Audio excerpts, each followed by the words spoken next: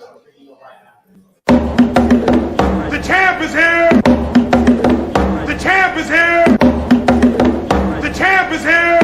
The champ is here. The champ is here. The champ is here. The champ is here. The champ is here. The champ is here. The champ is here. The champ is here.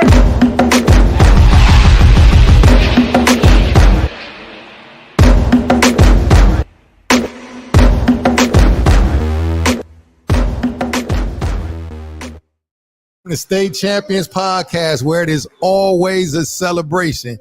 And tonight, it is truly a celebration. Right. Detroit Hip Hop Honors, the 50th anniversary of hip hop, is taking place right here tonight. Right now. Y'all see, we not in the basement, but we are in the basement. No doubt. Of the Charles H. Wright African American Museum right here in Detroit, Michigan. And it's going to be a wonderful time. If it's your first time tuning in to State Champions Podcast, you in for a treat. On State Champions Podcast, we discuss people, politics, community, and culture. And what would a podcast be? With two great friends, former teammates, former high school coaches, current coach, be without us discussing sports. I'm your co-captain, Raphael Peterson. To my left, to your right, is my main man, co-captain George T. Ward. It's good with it. How you doing? Man, how you doing, man? Well, you know, I'm good, man. We different venue. You know, we're a couple years into this game, but I think this a couple years in the making, man. It's good to see this hip-hop honors, 50 years. You look at it. We grew up on hip-hop, man. It's a hell of a piece. It's a hell of an environment. It's a hell of a vibe. We're looking forward to the show tonight. We're looking forward to the panel tonight, too. Oh, absolutely. So when you think about hip-hop and how it all goes hand in hand, hip-hop and sports goes hand in hand. Always have. So what's going on now, they're in the other room. They getting all set. They doing what they doing. They're about to decide who is the top 50. Now, how they going to decide, I'm really not sure, but I'm going to give you some categories, G. Okay. They're going to decide the DJs, rapper producers, venues, promoters, and media and radio. Wow. It is going to be a tough way to narrow it down. So all the influencers of hip-hop from our city, around our area, they're going to make a decision tonight. We're going to talk about it. I think it's just a beautiful thing. So what I think they're going to do, I don't know if they're going to make the decision tonight, right, but they're going to try to get some ideas and doing what they do. Because, like I said, hip-hop in itself, for us, we grew up on that hip-hop. Oh, what you talking about? It all started in the late, early 80s. Early 80s, you know, they say, so originally, the first supposed recorded hit of hip-hop, Rapper's Delight. Rapper's Delight, no question. You know, that's 79. So when you look at it, while we entering middle school or so, it really started gaining some momentum. And then you look at how it's evolved over the years. We're going to have a lot of people on tonight. We're going to have a great discussion. It's going to be beautiful. Oh, so it's going to be amazing. It's going to be one of these things. When I think about our era, G, and I think about when we were coming up and we were thinking about things, different groups. Yep. Public Enemy. Ooh. KRS-One. DMC, the ones who really started that first DMC group. really started it all. The first group. I remember the first time I heard Hard Times. It was a Saturday afternoon. I'm cleaning up at the crib. And my mother's gone, so I turned it up a little bit more. And the beat, the rhythm, the words, everything about it just had me hypnotized, man. And so when you think about DMC, you think about Hard Times, My Adidas came out, man. Oh, My Adidas is crazy. It's all about hip-hop right now. And they said hip-hop was just going to be a temporary thing. That's what I love. That's what they said. The way it was able to sustain itself. It was able to sustain itself because of the artistry, because of the diligence. And a lot of times, hip-hop artists don't really get the honor and the creativity that they really deserve. Because when you look at it, man, this thing is here to stay. Oh, yeah, and it's in mainstream America, and everybody listening to it right now. Oh, everybody. It goes, you're talking about, obviously, high school. Yep. College, and in the pros. I remember before the games when we were back at Cooley. And obviously we didn't have no systems like that, it is now. Like it is now. Had the Walkman. Yeah. See the Walkman. Remember we on the bus with the Walkmans on. We had the Walkmans on. So what were you listening to at that time to get you hyped for the game? Well, you know what? Obviously different years, but I can remember even more specifically I think the summer league games jump out to me. Yeah, the summer league games, absolutely. Games, but then when you on that bus, PE obviously, DMC, but I was an LL guy too though. Yeah, LL, absolutely. Man. LL was cold. So listening to LL all the time, man, getting focused because again, wasn't no talking on the bus. And so if you didn't have a Walkman, you was really out of luck, man. So when I look at the guys now with these beats on, they got $150, $200 beats on their ears. Man, we had $25 Walkmans, man, and we had to put that cassette in there. We had to roll with it. So LL was my guy, man. Of course, like I say, DMC, man. You listen to all of that. But then what about Ice-T, Rhyme Page? See, I'm thinking about so many different guys. 6 in the morning. 6 in the morning, police at my door. Fresh Adidas squeak across the bathroom floor. What you talking about, man? I just remember those days when we were riding in Brother Sean's Subaru. What you mean in your brother's Subaru? In the Subaru. And just hanging out. Those were some great times for us in the city where we knew that we can go certain places, hang out, and hip hop was just a vibe. Hip hop was a vibe. And the one thing we can't forget is hip hop was love and positivity for the most part. Absolutely. So when we look at the rappers before, it was about love, it was about positivity. Heavy D and the Boys. It was a great vibe. Yeah. Oh, Heavy D and the Boys. Heavy man, what you D and the about? Boys. When you think about guys like that, then you talk about, I even go to some of the lady rappers. You talking about MC Light. MC Light.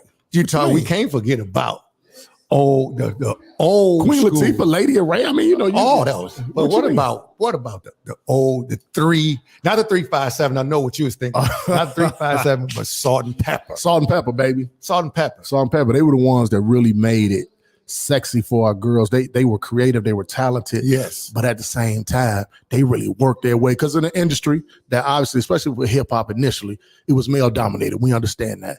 For them women to push their way through and to gain that kind of access to their game and to gain that kind of stardom. And again, they're legends in this hip hop thing, man. Yeah, so absolutely. when you mention Salt and Pepper, you could be talking about ingredients on your table. But when you hear Salt and Pepper, you think about them two ladies, man, and Spinderella. Yeah, it was going down. So, Yeah. so like I would say this too. So when we think about that era and how hip hop and basketball go hand in hand, No question. now in today's time, for us, like you said, it was all about love. Yes. And I'm going to ask a lot of the guys today. Yes. Because we have DJs here, DJ Fingers. We have so many guys in the building today, old school guys. And we want to talk to them and ask them, do they really think that hip hop has changed and how much does it influence the young people? That's the question right there. How much has it impacted and influenced our younger generation?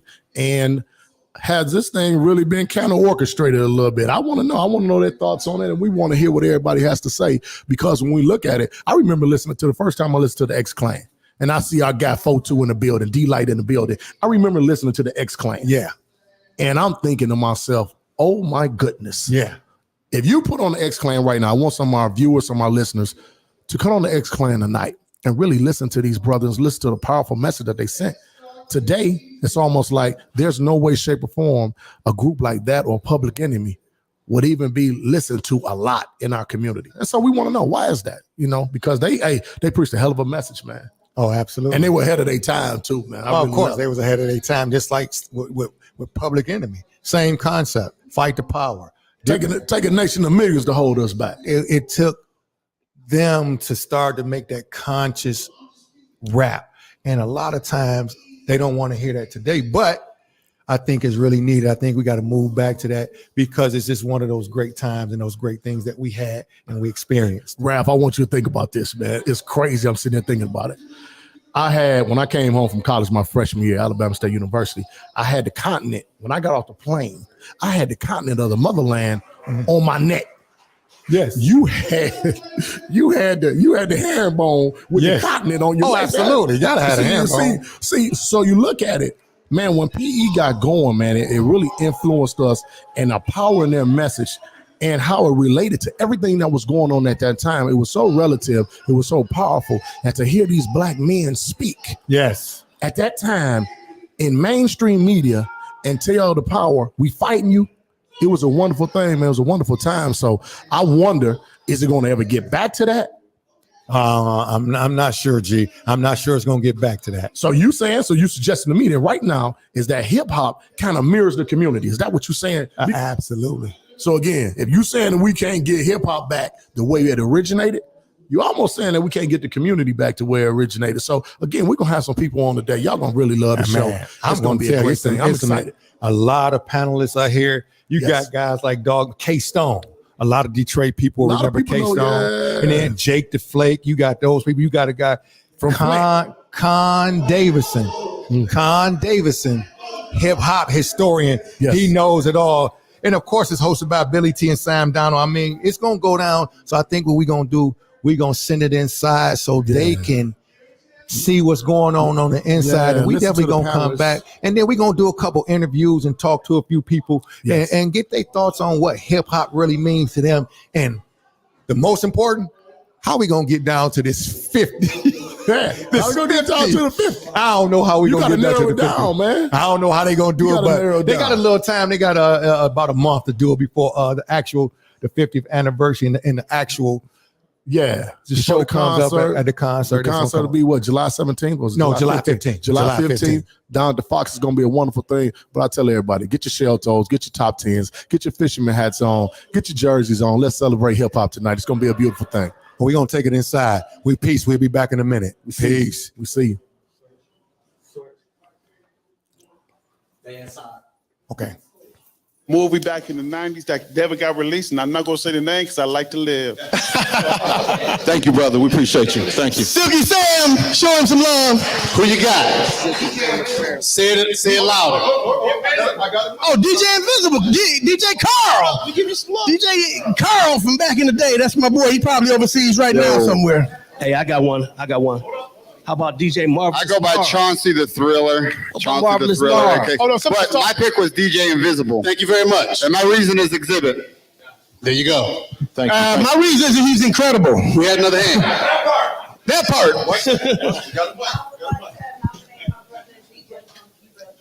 Who? DJ Funky Rhythm. Thank you very much. DJ Funky Rhythm. Mustafa. Okay, we got another one over here, guys. Another one over here. Hold on.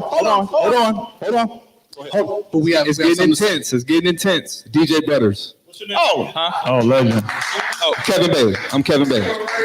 I got one right here. Thank you. Actually, I have two, the original hip hop shop DJs, as well as the original 3 Floors of Madness before it became 3 Floors of Fun, was DJ Sabotage and DJ Rowe. And shout out to DJ Soulfinger, who is originally Maurice Malone with the orange ski mask on. So that's my clan. Thank you very much. So, Maurice Malone was a hell of a DJ. Dope. after this one, we need to hear from the panel. Okay. Shout them out quick. Hey, who you got? I'm gonna say this. We got 50 slots, right? Yeah. So Not all for DJs, though, bro. that's what I'm saying. Yeah, go ahead. So as we say all these names and yada yada yada, are we talking about DJs that impacted hip hop? Only. Yeah, I would think so. More so. Hip hop. Because- Only hip hop. Who you got? Only hip This hip hop show right here. Well, I'm gonna say. I mean, you got like House Shoes, Butter, things of that. House Shoes But and Butter. a lot of the names that we may, like, did they impact hip hop? And that's going to be That's what we're looking for. That's what we're looking for. And Roll spit it. Let's hear. Hold on. Let's hear from the panel. With that being said, I was gonna say I had two, and I think DJ House Shoes is has to be on there, man. The 3 Floors of Fun, he just introduced so much hip hop. So like I'm from Pontiac, so he introduced me to Detroit hip hop. You know what I'm saying? Like I didn't know what Slim Village was. I didn't know what the Breakfast Club was until I started coming down to St. Andrews. And then the other one I would say is that we cannot forget is DJ Don Q. Yeah, man. Don Q. Okay. And with that, we've got our DJ. One more DJ. Yeah, I got one more. Hold on. Let me say something. Let me help you. DJ Rush. Hold up. Hey, We don't get all your names tonight. Hey, my man, y'all missing out on a lot, man. And let me say this. Hold up. We're not done though. And we're going to miss Everybody out ain't on gonna get a lot. listed tonight, Yeah. big dog. Hold on. We're going to miss out on a lot for one simple reason. Yep. We got rappers. Yes. We got fashion. We got dance. We got a long way to go. And I want you all to go to DET, go to Instagram, go to DETMUSIX, and vote for your DJ. Put it on there, and it will be duly noted. Thank you. My mentor who taught me how to DJ Vicious Vic. Go ahead. Highland Park. Talk about it. For those who don't know me, I'm Drunken Mass. I invented mixtapes. Thank you very much. Yeah. But check this out. Let's go. It's a lot of DJs that's not being mentioned that I myself need to mention. Mention it. DJ Flex, both of them. Uh-huh. You hear me? When I started DJ at the Brass Key in 1990. That's what he said. You hear me? Let's hear it. Hip hop could not be played until I played it first. It was against the rules to play hip hop. I broke that in there. And it became a hub on Monday nights for the city. That's a whole nother story. But let me say this. You missing out on Dwayne Bradley. Dwayne in the mix. Missing out on Kim James. I ain't heard that man's name. Spin Doctor. Yep, we got him. You hear me? We got him. DJ DDT. Earl McKinney. There's so many more. Tyrone Bradley. It's a lot of us, brother. Hey, we appreciate you. Clap it up. Clap it up for those DJs. For real quick, DJs need to be on that list. Real quick, DJ Los to get on. Hey, look, DJ Los got one. Hold on. And we got anybody said DJ Head name? Come on now. We're gonna get the tonight. You can still go to the website and nominate them. We got that? We clear? Got it? Let's go. We are moving on to the rappers. Let's go. Rappers, producers. Oh, this might take all night right here, gentlemen. This might take a while. We got one of the rapper producers right here on the end. Not chill. My favorite rapper is original Nicky D. Where you at? The original Nicky D. Nicky D. Right there. Ebony and her business. Stand up and salute. Ebony and her business. Nicky. Show us some love, baby. My homie Mercy Samir, of course. Myself, Doc Chill, as a producer and a rapper. I'm gonna put myself up there and that's it. Yeah, go ahead. He said that's it. And we gonna pass the mic. That's it. Talk to us. Hold on. No. Y'all got something to say. Get that back to Brian for a second. Brian, rock and roll and rap met up, we know, with Run DMC and Aerosmith, but Detroit as a hybrid hub merged rock and rap almost from the beginning. Talk to us. Who would you nominate? Well, you know, we had a recording studio in Harmony Park. Okay. And that's, you know, in the early 90s, that's when I really got into all the different artists that were here in Detroit. And the hip hop world just completely blew me away. Who blew you away? One of the guys that I loved was Trick. Trick. You know, he is really a talented guy. He's great with the words. He tells great stories. And one of the other guys that I really got to be very close to was Proof. Yes. Big Proof. And rest in peace. Thank you very much. Proof with D12. God bless him. That's all I can say. I think the list starts with Proof. I don't think it was. I think we start at number 2. You know what I'm saying? Like, Proof got to be up top, man. Absolutely. We got it. When we're through with this, we're going to have our comprehensive list. I promise y'all. I love the energy that's here. Filthy American. Street Lord Juan, my cousin, of course. And he back home, quit playing. Yeah, Street Lord Juan. Did you give a name? Street Lord Juan. There you go. Street Lord Juan, Blade Icewood, Royce the 5'9". I'm saying all the whole family. All the good ones. I'm saying the whole family. Trick. Let's get somebody from the audience over there. Yeah, I'm gonna start at the top of the alphabet and put Awesome Andre on there. Awesome Dre, there we go. Esham. I was just in our brother Esham. We got somebody over here. Yo, I want to say, my man Robert S. You gotta put him in there. My man Frog It Down. Frogger D. We gotta talk about Mike Fresh, the original Mike Fresh. We gotta talk about him. And Prince Vince. Absolutely. And my man Russ Chill. Nicky, you can do that. Say that name again, Nikki. Thank you very much. All right, let's move this mic down the line and utilize. We'll get him. Boss. Yo, I got one right here. Boss. Boss. Thank you very much. Boss, absolutely. Yeah. Hey man, we gotta get some of the youth up there. I got a good one. So Bodie James, Iceman Bezzo. What about my man? And on the DJs, man, y'all gotta put DJ BJ. Y'all gotta put DJ BJ for the whole youth, bro. Yeah. Hey, hold on a second. Hold on. We got another legend in the house, ladies and gentlemen. Mr. Sundiata. Oh, yeah. What's up, brother? Grandpa. Sundiata. Yeah. Now, to Sundiati, if you are at Shane Park or nearby, anywhere else in the city of Trouble, let's localize it to Shane Park. If it happens sonically and production-wise, Sundiati is the guy that did it. Let's give him a hand. Facts. Yeah, but I want to add a couple of things. One genre that was dropped is called go-go. But I want to move on. And the person that cleared the studio, Hoop Studio on 8 Mile, John Sally did not want to cut, but my son Hassan Green did. Let's go. And therefore, you got all your offshoots of that. Back to State Champions Podcast. Y'all was tuned in, looking at the panel, and they're discussing so many different people, the DJs, the different rappers.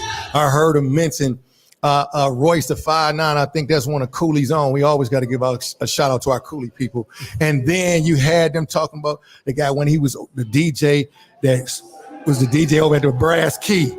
And so there's different places where hip hop has transcended. He said they didn't even allow him to even play music, and then he started it and he did his thing. But who we have right now on State Champions Podcast is Brother Con Davison, a hip hop historian. True historian. True historian. That's right. We want Brother Con, tell us a little bit about your background. Let the people know the things you've done. And then we're going to get into some conversation a little bit, and we'll go from there because I know you got to get on the panel up next. Got you. I'm a self-described kid that loves rap music. Okay. And I say that because I've loved Detroit rap as long as I've loved rap. So when I was 10 years old in 86 and 12 and 88, buying LL Bad and Run DMC, I was also buying First Down, which was Dilla and Fat Cat. Okay. They got Jake the Flake up there. I remember going to Detroit Audio on 6 Mile buying Jake the Flake. Wow. I remember riding my bike to Wright. Okay. When DJ Dez worked there. Kenneth Moody Man Blues worked there. Okay. Eavesdropping on conversations and buying Detroit hip hop along with Nas and everybody else. So I've always been engraved in the culture. I've been writing about the culture for the Michigan Citizen, for the Metro Times since 2001. Also Model D Media. I wrote about some of everybody, some of every era.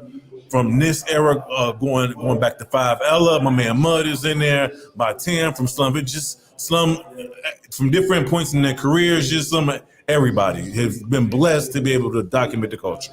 Wow. So, G, I know you got a couple questions for Brother Con. I think, Brother Con, I think the first question is, now you had such a love for obviously Detroit rap, being a Detroit brother. Who is your go-to? When you think about Detroit rap, what's your go-to artist? What's your go-to artist, go-to group? Ooh. You know what? In eras, that period, I would say 98 through 2006, it had to be Slum. Wow. I mean, having my car at that time was my Thunderbird with sounds. And y'all know what sounds mean. Ain't no question about it. You had that Dilla, some players, 788, Eddie Kim, just like that snake. And that bass humming in the back. Come on, the bass got to be humming or it don't count. You couldn't have nobody sit in the back seat. No, couldn't. It would kill somebody's ears. That was my go-to. Early before that, Fat Cat and Dilla had a song. Can't think the name of the song. It was a group called First Down. Okay. And they had a song. They was one of the first people to sample whatever beat that was, that How to Survive South Central beat that Cube had. Okay. They sampled that before them. Wow. They had that song. So they did it first. I had my boombox. There you go. You gotta have a boombox now. Oh, yeah. And even now, I always say, like, I'm one of probably the 25% of people in my age bracket. I love the new cats. I love Baby Fresh, Ray. I love Baby Money. Okay. Skilla Baby, Ice, we're all of them. Like, you look at my phone and my playlist, you see. So right now, that's where I'm at. The kids who are influenced right now by Blade and Street Love Wine, all them who winning. Oh yeah, I love Street those Lord's guys. cold. I love them. You know, these are the kids that's winning right now. Who they influence. So I love those guys too. Ray and Baby Money and all of them. Okay. So G, you got another because I have something right now. You go right now because I got one after you. I don't know if nobody knew this. Okay. I'm gonna tell y'all. You always hip talk about hop somebody legend. they I'm know. just telling you, G. You might know this because they had it in the song. I can't remember who it was. Did y'all know that Snoop Doggy Dogg, Snoop D-O-G, y'all know what high school he attended to for like one semester in Detroit? No. You gonna trip y'all out. No, you got to go do your research on this. He went to Cooley. He talked about it on the song with I think I don't think it was Royce Stefan. It could have been Royce. Okay, I'm not sure, but I'm gonna call you on this one. Obi? It was no, it was Obi. Obi Trice? It might have been Obi. I can't remember. But Snoop talked about when the coaches was trying to recruit him when he was in the gym. Because you know his dad lived on 8 Mile in Greenfield. Sure He's did. originally, so a lot of people don't know that Snoop was here for a minute, and a lot of And he people went to the don't only know school that he should have went to, especially if he lived on the west side of Detroit. See, now I'm giving you now Con, I done I'm gave just you saying. something. Now you like Con, I done stubbed you I over didn't here. know that. Yeah, and I'm trying to tell you, I you got to didn't know. do your That's what's research. up. So I did you got to not do know your that. research on that. You know, I know a little something about hip hop, but not like you. I ain't been on no shows or nothing. But that one I stubbed you on. Man, yeah, you did. I did not know. I knew the history about his father. I didn't know that like he was saying potentially went to a PSL. Yeah, he You was know at what I mean? Detroit Cooley. Detroit Cooley. That's what's up. Yeah, that's That makes amazing. a lot of sense. So give me some. Who would you, if you had to pick your top DJ? Top DJ. And now this is tough. Who would you pick now? You know a lot of guys in there. Now Detroit get down. Dude might get mad. You picked the wrong one. But who would you pick if you had to put a DJ? You was doing a party. Who would you have DJ your party? I'm gonna have to. Number one, I'm biased due to personal relationships, so I fully admit my bias. But Ain't nothing wrong with it. I'm gonna go with my man Jeffrey Woodard. Jeffrey Woodard was another one of those guys at Wright when I was there that knew music. He knew ghetto tech.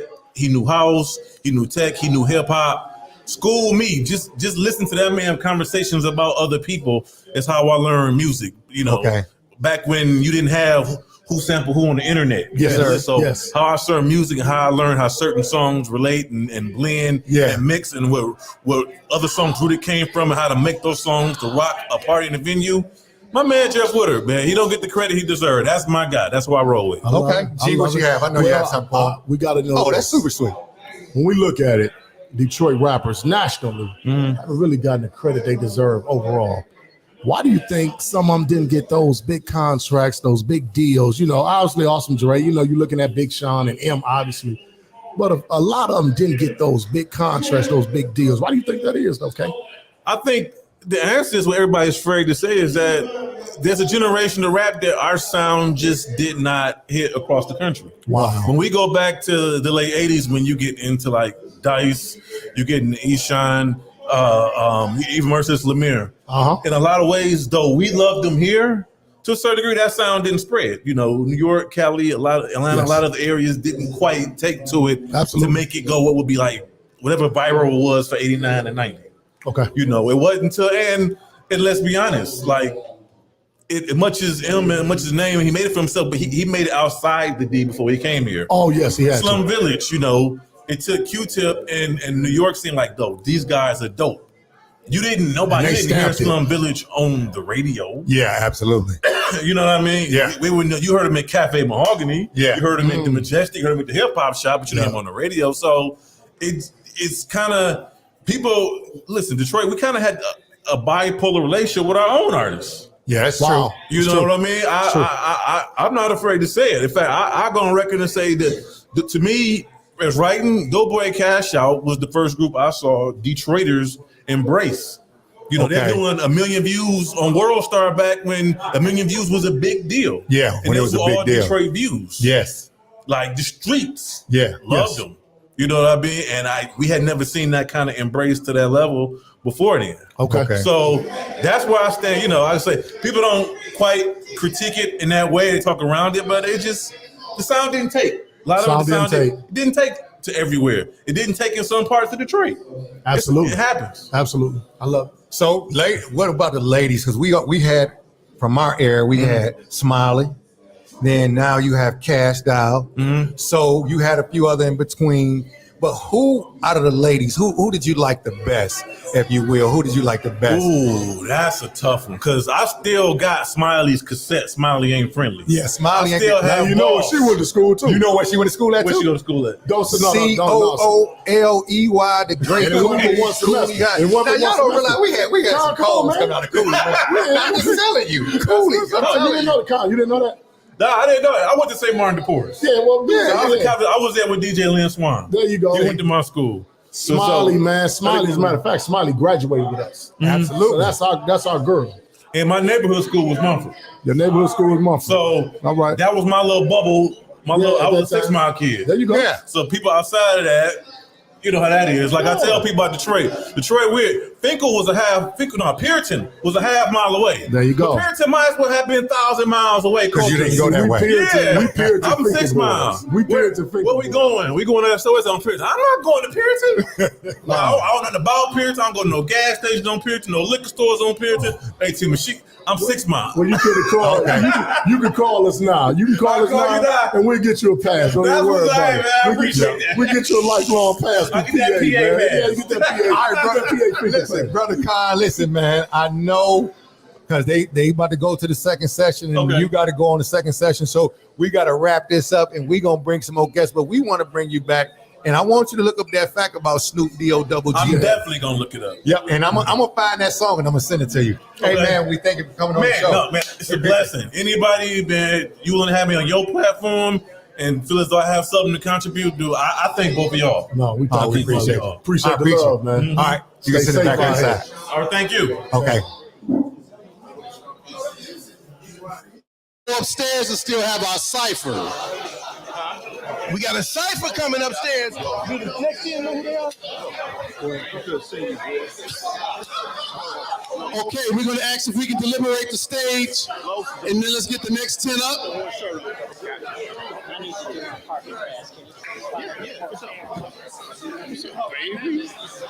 right, we about to get feisty up here.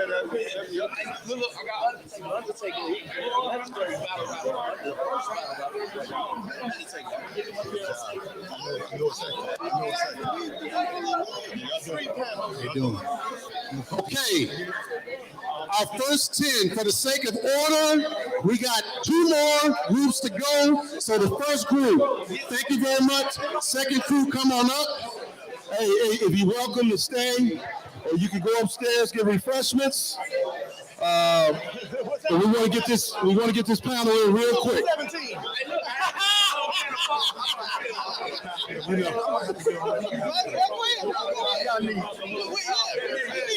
know I sweat. I sweat my ass off. You already know. Okay, all right.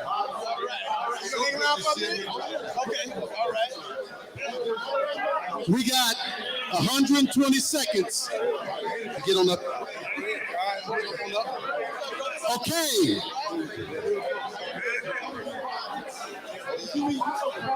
We have 1, 2, 3, 4, 5. Where's Los at? All right, we back live, State Champions Podcast. We got another special guest in the building, and I'm gonna tell you, this guy here, he's street promoter, brother Sean P. Been around the D for many, many years, man. Yeah. Tell everybody what you did. How did you have an impact on the Detroit hip hop and just that promotion side of it? How did you do it, and what was your strategies back then? Because now it's social media. Back then, it was all hand to hand. We was passing out flyers, stickers. We used to plaster the whole city up. Okay. And got in trouble for doing all that. So Sean, what side of town you from? Probably the west side, but I'm everywhere. I used to throw skating parties on the east side, so I can't just the east side. Skateland? But Skateland, yeah. I used to throw skating parties at Skateland. Okay. And then west side, I grew up off of Dexter, so if you want to know, I'm a Dexter boy. Dexter. Okay. Yeah. So give us 1989 Murray Wright. Okay. So we 88 Detroit Coolies. So give us some of the big people that you promoted over the years. Give us a couple names. Over the years, I did Digital Underground. I was working for Tommy Boy Records, Priority Records, and then I started doing stuff with Detroit artists. Proof. Eminem. I took Eminem up to Saginaw. Because Detroit wasn't playing his record when he first came out. Yeah. A story they don't want to tell. Yeah, absolutely. So he had to go up to Saginaw to get his record played and all that. That's cool. You know, J.O.B. didn't play his record. J.O.B. didn't do his thing. Politics with the Bushmen. But you already know a little politics is always politics. Politics is still going on to this day. I think that's why reason why Detroit never really made it out of Detroit. It was a lot because of the politics. And and my man, he just left.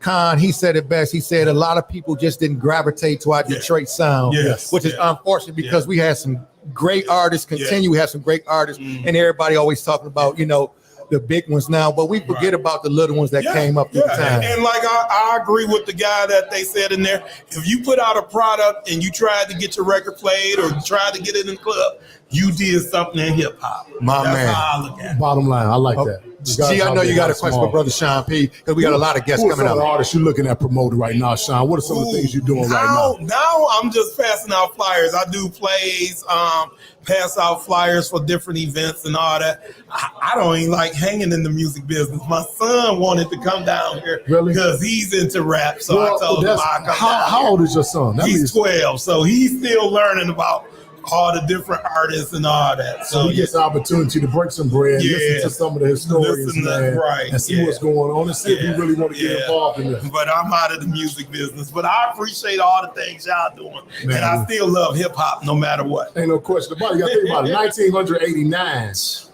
Who were you listening to? Public Enemy. Come on. Well, Sean P, I think it's crazy in rap, and I talked about this earlier. Just the positivity and the positive message. That was in rap at that time. And you look at the difference now. But P, you're a bad dude, man. Public Enemy. My favorite P song. Can't trust it.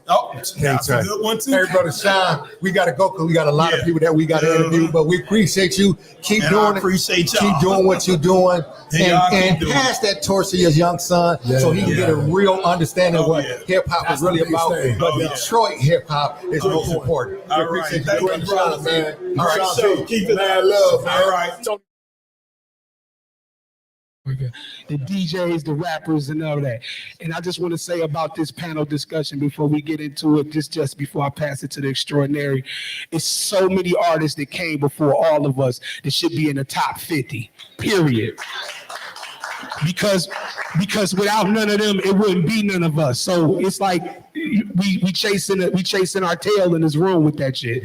Like, no, actually, I have to. This will be one of our ongoing discussions. It's the fact that this is an ongoing discussion, which is why we're here, and we're going to continue to do this. Our purpose is when we walk away with this, Detroit's hip hop heritage in full will be enunciated for the whole world. So this is, again, the opening conversation. Let's go. My name is Khan Santori Davidson, photographer, writer, music journalist, most notably with the Detroit Metro Times, but also Model D Media and back at the Michigan Citizen back in the day. Peace.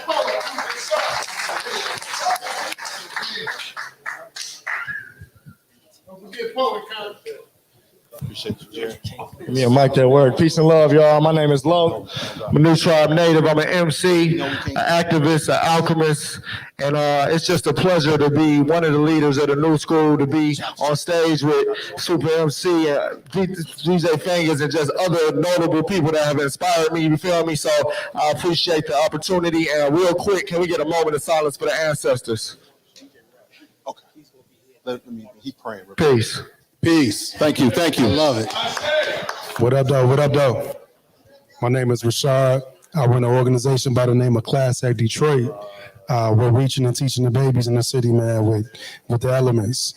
We started in the house. Now we own a house of worship called a House of Hip Hop. So we making sure that them seeds that you just talked about is getting some water, getting some soil, getting some sunlight, doing our thing that way.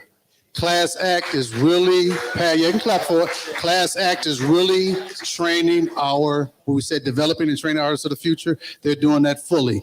And who are you? What up, though? My name is Kern Brantley. I'm a musical director from Detroit, Michigan. Actually, when it comes to hip hop, I was Biggie Smalls' musical director. I was musical director for Bad Boy Records in New York for 10 years. I'm from Detroit, always lived here, always been here. I'm currently touring right now as musical director with Beyonce for 10 years. Musical director, bass band leader, Lady Gaga. Aaliyah, I was her very first musical director here in Detroit. Definitely working with Proof. Proof and Dogmatic worked on their first album here from Detroit. And I'm representing all the musicians in Detroit. Because it doesn't work. All the musicians. His dad was a wonderful The records musician. came from musicians. We got wonderful guys like Meg Banks as well. And it's not about me, but it's about this guy right here named Kern Brantley, Lady Gaga, Jay-Z, Beyonce, Mary J. Mary J. We can go on and on. We can cross the bridge. We can go on and on. Earl Klug, the Winans. Let's go to One more thing. I'm the musical director for the 50th anniversary hip hop here, coming up, working with, closely with Dougie Fresh, KRS-One. Welcome back to State Champions Podcast. We are still in the building. Charles H. Wright, African American Museum. We in the basement. We not in the basement as we typically are, but I promise you this basement is a lot better than my basement. We're about to get ready for our second part of the panel, but before we do that, we have a special guest, good brother by the name of Sundiata, and he is here. He's going to talk about what he's done. Tell him he's going to talk about his son as well and give a little background on the hip hop from his vision and what he's thought about it. Absolutely. Hey guys, good to see you, thank you man. for the opportunity. Yeah, absolutely. You know, it's important that we get the history. Yes, the real history beyond Motown, beyond techno. Wow. You know, because Detroit had played an important part in the music industry. I heard one of the guys you were interviewing earlier. Yes. He said due to the climate. No, it was due to the repression of Detroit. Wow. It's the reason the music didn't branch out. Okay. If you said Detroit anything for almost a 15 or 20 year period, the masses, the mass media would crush it so they can create what is going on now. Wow. Now, see, Sundiata, brother Sundiata, I'm going to tell you, me and brother George always talk about these things. So we talk about how these things are orchestrated. Okay. Yes, they are. And so we talk about social engineering. So I think that's what you're speaking of. But give us a little bit more background on who your son was and what he did in terms of hip hop in Detroit. Yes. I think that that's important. And thank you for bringing that up. My son, his name was Hassan Green Mausi. At 13, his mother sent him to me. Okay. And she couldn't, I didn't think he was alive. I thought he was killed in Guyana with the Reverend Jim Jones. Okay. But he was such a major part. He's in that Girls Just Want to Have Fun video with the New York City Breakers. Okay. With Cindy Lepia. Yes. So when he came here, he brought his culture with him. He brought the boards, the Lolian boards, the break dance. He was a dancer. Okay. You know, but he was well informed about hip hop and the music. And he knew. One of the things he did, he said, I got a friend, because he became real tight with Proof. Wow. He toured with Eminem. He said, I got a friend. I want you, Matthews, I think he called him that. I want you to check my friend out. Okay. Right? From Brooklyn. Yeah. He brought, here's a tape of my friend. Brother named Firstborn gave it to him. That person was 50 Cent. Wow. He introduced 50 Cent to hip hop. Wow. You know, you talk about the artists, the main artists that broke Jay Diller and things like that. Yes, sir. Hassan was A&R for a place called Hoop Dreams. Which was owned and operated by John Sally. Okay. He brought the accent. Sally didn't want to touch. He didn't want to touch some village. Hassan said no. Bring him in, and they cut. Therefore, you got Jay Diller, you got D12, you got these various artists that peeled off. Right. He was a part of the origination of the Rhythm Kitchen. Wow. He was the main promoter of that. You talk about fashion. Maurice Malone. He's the one that came up with the metal pieces and did the first hip hop fashion show in this state. Wow. And which promoted Maurice Malone to this magnificent situation he's in right now. Outstanding. Hassan did it. He had the biggest heart. He was murdered. He was shot and he ended up in a wheelchair, paralyzed from the waist down. Okay. A year later, he was promoting and producing a rap artist from Jamaica in Detroit. Wow. Some people invaded the house and killed him, shot him in his back in a wheelchair and killed him. That was my oldest child. That's why I'm really forceful about his legacy. At his funeral, and I'm gonna get that deep with you guys. At his funeral, the curator at that cemetery on Lafayette, Yes, sir. she told me the only other person that had more people in their possession was Coleman Young. Wow. So he was that kind of life, that kind of spirit. A magnetic personality. Yeah, so Yes, sir. that's what I want to talk about Hassan. He did so much for the hip hop community. Just like Tracy McGee and the Jitterbugs. They created the Jet. In Chicago, they call it the Snoop. In LA, they call it something else. But some brothers from Wright here Started out created the Jet. No question about it. So Detroiters, we create things. Yes. It may Always be an have. automobile, Always have. a movie star, or Motown. There you go. We Because did. there's a particular spirit on this city that is nowhere else on earth. I know what it is, but I'm not sharing it with this pod because it's only the brothers of truth. Yeah, and you guys keep moving forward. Y'all keep it moving. We got to keep it moving. You gotta keep it We moving. appreciate you coming on the show. Yeah. We're getting started with the next segment. And so we're going to go back live inside, and we appreciate it. Tell them your name again and pronounce it. My name is Sundiata. I gotta add a little bit about me. That's right. Go ahead. Add just real I'm quick. a dance music artist. I'm the first hand percussionist to play with a DJ on the planet Earth. Wow. In the world. So I know how you can make impressions. That's okay. And it'll spread. From Detroit, you make impression, it'll spread all over the world. Wow. My music's available, Sundiata OM, but you guys continue success. Man, Okay. we thank you so much. We appreciate it. We're going to go back inside now. Boom. Thank you. Was on Woodward at 7 Mile, and we had the hip hop shop would do their thing on Friday. We would do our thing on Saturday as far as the open mic. The other spot where Maurice Malone used to do his Monday night hip hop nights before he got the hip hop shop was at Mecca Showcase Cafe. Thank you very much. And then these Timbos All-Stars. Now, Harpos. Let's hit Timbos and Harpos. Let's cap this for the sake of time. Let's move on. Let's move on to the next one. Go to DETMUSIX on Instagram and put your nominations there, please. Also, visit State Champs, the podcast. Visit that too, as well, for us. Thank you. Rip that. Let's go to promoters. Let's go. Promoters. Man, Lenny Lester, the Brass Key. A little bit louder for us, please. Brass Key Productions. Brass Key Productions. Taurus Productions. Taurus Productions. A lot of us heard these names Did on they the radio. produce hip hop At the end shows? of commercials. Okay, just checking. All right, who we got next? David Bishop. Dave Bishop. Dave There we go. Bishop. Yeah, Dave All right, Bishop. we're going to popcorn this mic at this point. Go. Give a shout out to Ali Wheeler. Yeah, he was a dope promoter, man. One time, Don't Stop Productions. Don't Stop Productions. Thank you very much. Sean P. Sean P.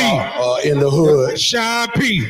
Yo, that guy right there, Sean P. Sean P. Yo, I want to shout out Kenny Woods production. Kenny Woods. Kenny Woods, Elijah Banks. Show. In the Hood Records used to do a lot of promoting back there. Say it again. In the Hood. In the Hood Productions. Let's flow these mics.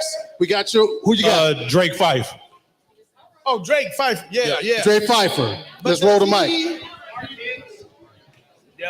Shahida Mausi and the Wright Productions. Suleiman Mausi and Shahida. Say that one more time louder. The Wright Productions. The Wright, R-I-J-T. Oh, the Right Productions. DJ Fingers, bring us home on venues. Hey, what was that guy that went Henhouse? DJ Henhouse. Who was the guy that had him on a record label? They was called. Had the song Trips Ahoy. Who was that guy? Candy Productions. There you go. Don't forget Candy Productions. Candy Productions. You can't forget Mark Hicks. We got Mark Hicks. You got Mark Hicks. And you can't forget Khalid El Hakim with the Motor City Hip Hop Review and all of that he was doing. Thank you very much. One more thing, we have to give love. We have to really give some love real quick. Really give some love to the Latin Quarter because that was the only hall that only did hip hop, that only would do hip hop shows. And we're gonna wrap up promoters with Latin Quarters. Let me see the mic for a second. You guys. Okay, I want to ask a few of you real quick. You went to some of these venues. What was your favorite venue that you went to, sir? And it does not have to be on that board. The Fox Theater. The State Theater. And who did you see? I saw the Brat and I saw Chris Crossing. Soul Night. Soul Night. Favorite venue. Welcome back to State Champions Podcast. We just are on part 2. You got the part 2 panel going on in there. I see DJ Fingers up in there. He's talking, but we have a very special guest, Brian Pastoria, who's in the building, who played a major part in hip hop and in promotions in Detroit. So Brian, would you tell the people a little bit about your background and what you did over the years? Well, thank you very much. I appreciate that, Raphael. Appreciate you. Doing the music and being a musician for 20 years and touring with, all the big acts and stuff like that. And then, my brother and I in the early 90s started Harmony Park Recording Studio in downtown Detroit. And the amazing talent that we would come across on a daily basis was amazing. I mean, and we worked with Anthony Wright over the years, with the Detroit Youth Choir when he was just getting that all going. He came to me and said, "Hey, I'm working with all these kids, and there's so much talent." And that's the thing about Detroit. Talent everywhere. And I say my Detroit. Michigan, MI Detroit, because we're from all around this whole area. And the musical talent here is just beyond what I've seen. And I toured all over the country, and I've been around the world. Okay. I've been to UK, I've been to Asia, and I have never seen talent like we have here in the city of Detroit. Well, songwriting, musicians, production, everything. It's incredible. That's why Berry Gordy, I think, had so much success with Motown, because he really capitalized on the whole thing that was happening. Yes. Homegrown. Well, think about this, Brian. I want you to, because you just mentioned something. And I understand this is hip hop honors. It's the 50-year anniversary and all that. But working with Aretha Franklin, how was that? It was a blessing. When I first met Aretha through Michael Powell, Aretha and I hit it off big time. She loved that my brother and I were musicians and we had a recording studio. We weren't just technical engineer guys. That's right. Okay. That's right. She loved the musician aspect of it. And when I saw her, when we first got with her at her house, she sat down at the piano and started playing the piano and singing, and I felt like I was in heaven. I couldn't believe what I was hearing. Wow. And I never knew that she could play piano like that, And see, that's what the hip hop, the music, because we are at the core of all these other genres here. Yes. When hip hop first started 50 years ago, yes, that music was really exploding here. Yes. And I saw it when I was in the studio. I mean, when I met Trick and Proof, yes, Eminem was incredible. And unfortunately, the record company didn't want to sign D12. They just wanted Marshall. Of course. And I got a call from the guys that were working with him, the Bass Brothers and Joel Martin, and they said, "Brian, could you work with D12? They don't have a deal." Wow. And I'm like, in a heartbeat, let me meet him. I met Proof. I couldn't believe what a great guy he was and how talented he was. And we made a deal with him and Proof in the band, D12. We made a deal in the studio. I said, "Listen, I know you didn't get a record deal. Just pay the engineer at the end of the session cash money and we're good." And he was like, Really, Brian? Wow. Just pay the engineer, I said. And we're going to be good. I believe in you so much and what you're doing. Just take care of the engineer and let's get this happening for you. So, Brian, really quick, what was the name of your studio? What's the name of that studio? Harmony Park Music Group, Harmony Park Creative Group. Okay. We did a lot of stuff with musicians, a lot of the rock world with Dave Mason and Mark Farner.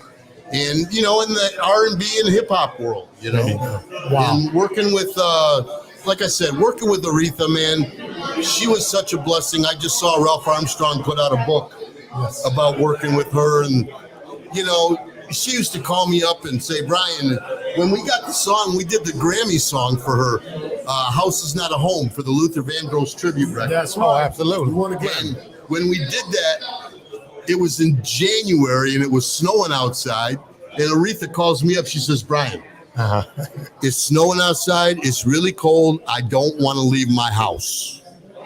And Pro Tools had just started around that time getting popular. And she said, can you come to my house to cut this vocal? And I said, sure, Aretha. Okay. Absolutely. As long as you cook some chili, I'm down with it. And she started laughing. Yeah. Oh, well. Yeah. And I went to tell my brother and I said, can we do this? And he said, absolutely, we can do it. We can bring the Pro Tools, the microphone, the headphones, the speakers, the board, right in the all house. that right to her house. And we were like, took Harmony Park Studios on the road. Oh, man. And then we went there and Burt Bacharach was there because he wrote the song. Okay. And Aretha made chili. Wow. And it was great. I'm sure it was. Brian P., we appreciate you because they're starting. We're going to go right back inside so we can check out the second panel and see what they're discussing. We appreciate you coming on the show. Thank you. Look forward to seeing you again. Thank you. Couldn't get played on GER, Oh, on hi. WPON. That was internet radio when it was first starting. I have to give the shout out to Origix in DC, WHFR, Henry Ford Community College. We got airwaves down here in the city. Nothing but hip hop, wasn't no intermixing of nothing else. The other one, as far as a print media, Underground Sounds, Mark Kempf, Undeniable. When I worked for Sony and BMG, the labels wanted those artists in that magazine because they understood how bad that magazine was, and it broke our artists. These are unsung heroes. I gotta shout them out. Thank you very much. Thank you. Thank you. Right. Everything is important. That's Miss Sabrina right there, for those who don't know. Billie Jean, the promotion queen. Got to give it up for her, first female lady to do that too. I want to for all nominate hip hop. myself because a lot of artists I broke on WGP. That's Brian B. Love. I broke B Love.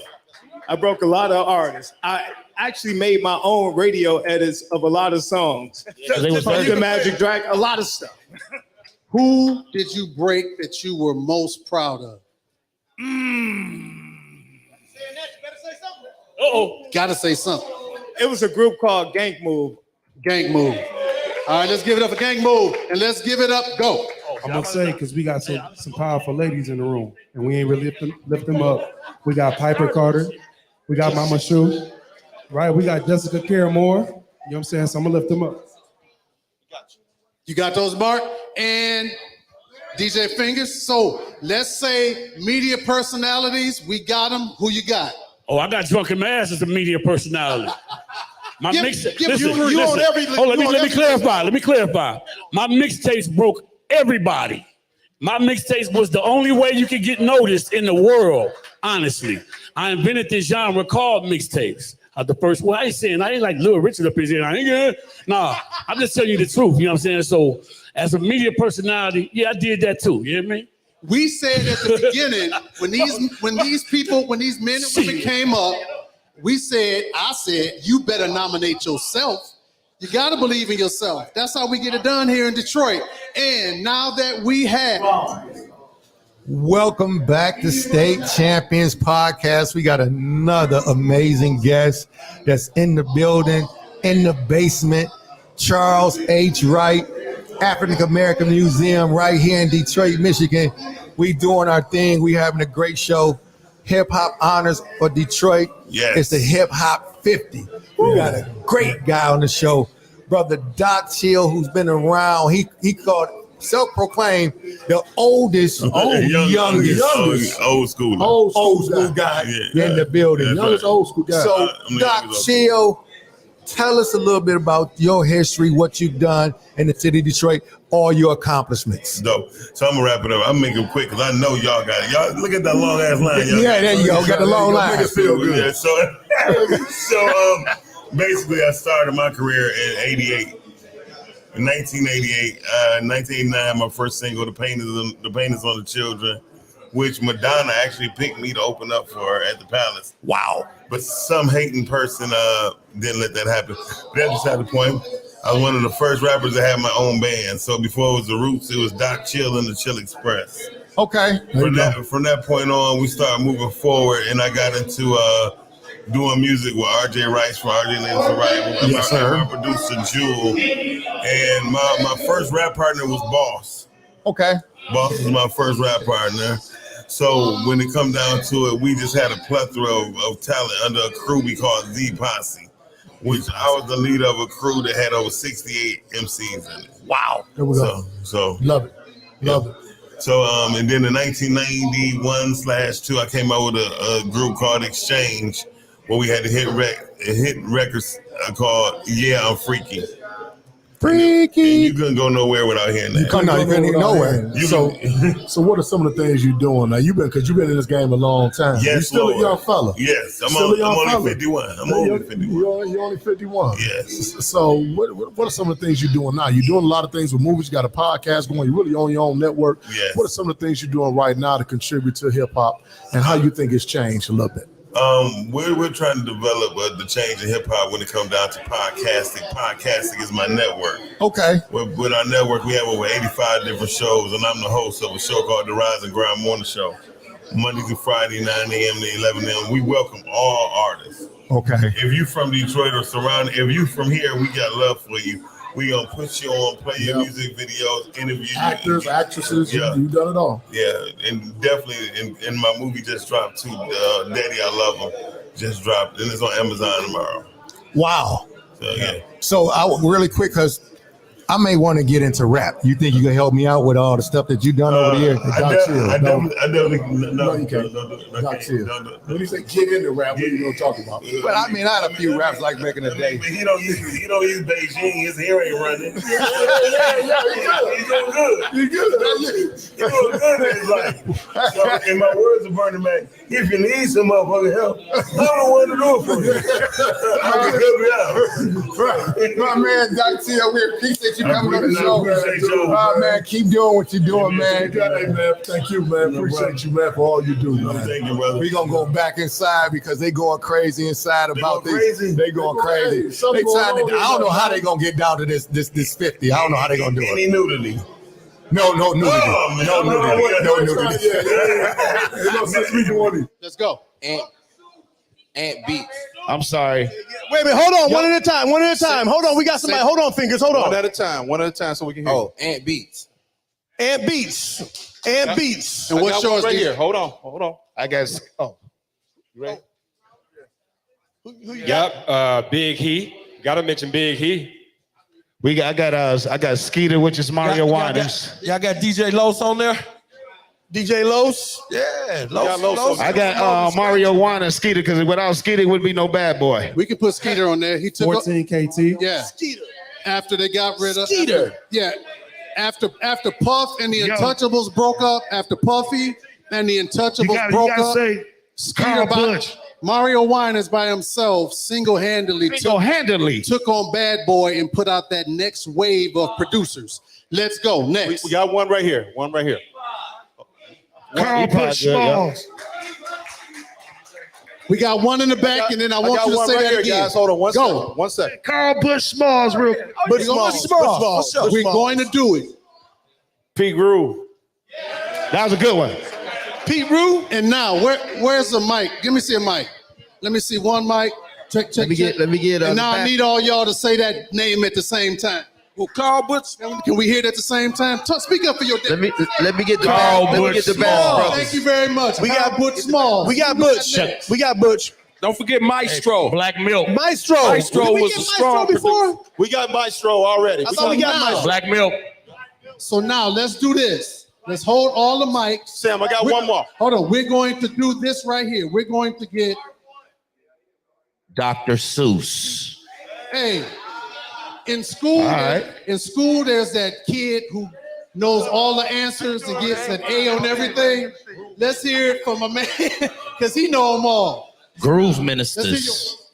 Producers, I would say, just come with peanut butter. Peanut butter.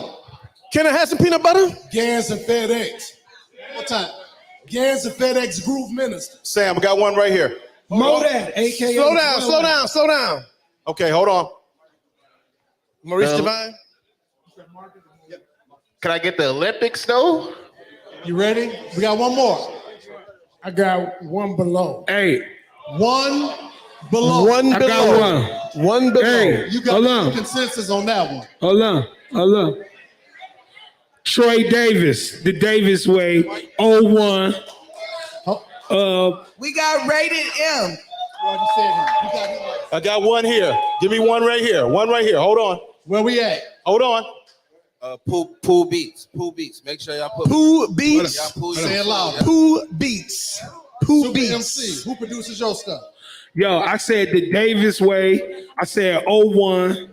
I said, shit, all them Dreadnought niggas, Dungeon Lab Productions, y'all. I'm telling you. Thank you very much. Okay. We talking about Detroit producers, right? I got one right here. Let me get this gentleman right here. Introduce yourself first. Welcome back to State Champions Podcast. We got one, the only Jake the Flake, aka Jacob Fella, Flint's finest. He's in the building. He got the chain around his neck. He doing his thing. Jake, we appreciate you coming on the show, but I want you to talk about what does this 50th anniversary really mean to you in terms of over the years, the work that you've done, the great artists. You got MC Bree come out of Flint. Tell us some of the great things you've done over the years. Oh my goodness, man. That's a well, from the bad. You want to start with the bad or the good? You gonna start with everything? It's a long list on both sides. Let's start with a little bit of the bad, because I know a couple of them bad guys up in Flint, but we won't talk about that on air. So we're gonna just talk a little bit about how you transferred from the bad to the good, and why did you do it? Well, like I said, I'm originally born and raised in Flint, Michigan. You know, it's the same thing, kind of like Detroit. Just a smaller. It's like, you know, it's just like the East Side is a city. Yes, sir. That's all it is. So if you could look at the East Side as a city, and you be like, damn, there's some ruthless and treacherous niggas. Yes, sir. Well, you look at Flint, there's some ruthless, treacherous niggas. Yes, sir. You know what I'm talking about? So, but all in all, you know, I'm a grandmama raised kid. You know what I'm saying? So I live with moms and dads. Mainly, I live with my grandmamas. Okay. You know what I'm saying? So if anybody know this, I was both of my grandmama's favorite. Okay. So you know, I had a lot of hate. Sound like some cousins gonna be mad. Some brothers gonna be mad. They gonna be mad a little bit. But they knew I was the one. Okay. Yeah, but they knew I was the one before anybody knew it. You know what I'm saying? Grandma knew what was up. You know what I'm saying? So anyway, man, came from Flint. You know what I'm saying? Just hustling in the streets, grinding the same old, get the bad, cop flip. You know, keep it, run it up. Nino Brown type shit. How nigga mind thinking. Then my boys and them, you know, MC Bree came my way. Ain't no future in your frontin'. Popped out, you know what I'm saying? #1 record, you Absolutely. know what I'm saying? On the charts, you know what I'm saying? And then from there, it was just like, man, that might be the route I need to take. Instead of getting caught with a kilo, I never got caught with a kilo. There you go. There you go. He's going right now. There you go. This is so. I was on the means of probably getting caught with one. So I said, man, if I need to do that breeze shit and not get caught with one. There you go. Get caught with one, I ain't gonna be with you, bro. Yeah. You know what I'm talking about? Yes, so. sir. You know, and I always see Flint is always a very competitive town. Yeah. It's a lot of, even when I grew up on the corner in the hood, like, you know, like from elementary to junior high, we was always rapping and battling. Yeah. One nigga beatboxing. It might be me and one dude. Actually, shoestring from the Dayton family. That's what it's about. Yeah. We walk home from football practice, from basketball practice. Yeah. We get off the activity bus. He freestyling. I'm beatboxing for him. Yeah. But he freestyling, talking shit about me. About you. Wow. And then It's when going he down. get done rapping and passed the mic to me, he started beatboxing. Then I started freestyling, Talking about him. talking shit about him. There you go. That's what we did. That's what we did. You know what I'm saying? It was called old school. It was called the Dozens back in the day. Yeah, But it was just new rap. yeah, we called it, but we we put it into the rap. There you know go. what I'm saying? Uh-huh. So, long story short, man, like I said, it's just a life of a grind coming from Flint, and I moved on, did a lot of other things. But as far as for the music, I came up behind MC Breed and the Dayton family. You know what I'm saying? And then Dayton family was, like I said, Shoestring was one of my close partners from growing up, elementary, boom, basketball. We was always in competition. Yes, sir. You know what I'm saying? So, but once they blew up after Breed, it gave me a lane for one of my personal friends, like y'all partners. Yes, you know what I'm saying? absolutely. Like, if he gets something jumping, Come on. and you like, oh my I'm man, on. got that jumping? Yeah. Oh, like I gotta get on that right now. There you go. Everybody gonna try to jump on because I'm his real close partner. I ain't gonna miss the lick. And if he let me miss the lick, then he ain't my partner for real. Man, that sounds like him, Jake. You gonna make do a rap about that? Okay, Cause my man hit the lick, man. I think he gone. I think we gonna cut half of it off. Oh, you freestyle. Don't listen to that, Jake. We wouldn't be here together. Yeah. This about 38 years. 38 years. Gang, man. There you go. So, but anyway, I went from, Jake the Flake and Flint coming up. Jake the Flake come from the name Flake, come from Peruvian flake. Wow, trust me. I know where it came from. Y'all know it, but a lot of people don't know it, so they think Jake the Flake is like something like a fake nigga. But see, I had to take that as a 16-year-old boy, knowing what flake was. My first song, Out to Get Rich, I was talking about 36 is what I'm copying. Wow. They were the only person who was talking about 36. Niggas didn't even know what 36 was. Like, absolutely. That's too deep. I was a 16-year-old talking about 36. Only person in rap at that time that was mentioning 36 was E40 in the Bay Area. Wow. Nobody. Jay-Z wasn't out saying it. Biggie wasn't nobody saying nothing about 36. You was rapping real life. Real life. You know what I'm saying? That's where the name Jake the Flake comes from. Okay. When they talked about you coming on, I ain't kidding you. Now, I'm gonna tell you the truth. Okay. It was so much love when they said Jake the Flake gonna be here. It was almost like I said, man, Jigga must be on his way or somebody. Why you get so much love down here, 75 South, an hour away from Flint? Why you have so much love here? I think it's because I kept it. I always, because it's the reason why I love. Like, I wouldn't come here for free. I would come here for love. I would come here because this is my backyard, and for one, the city.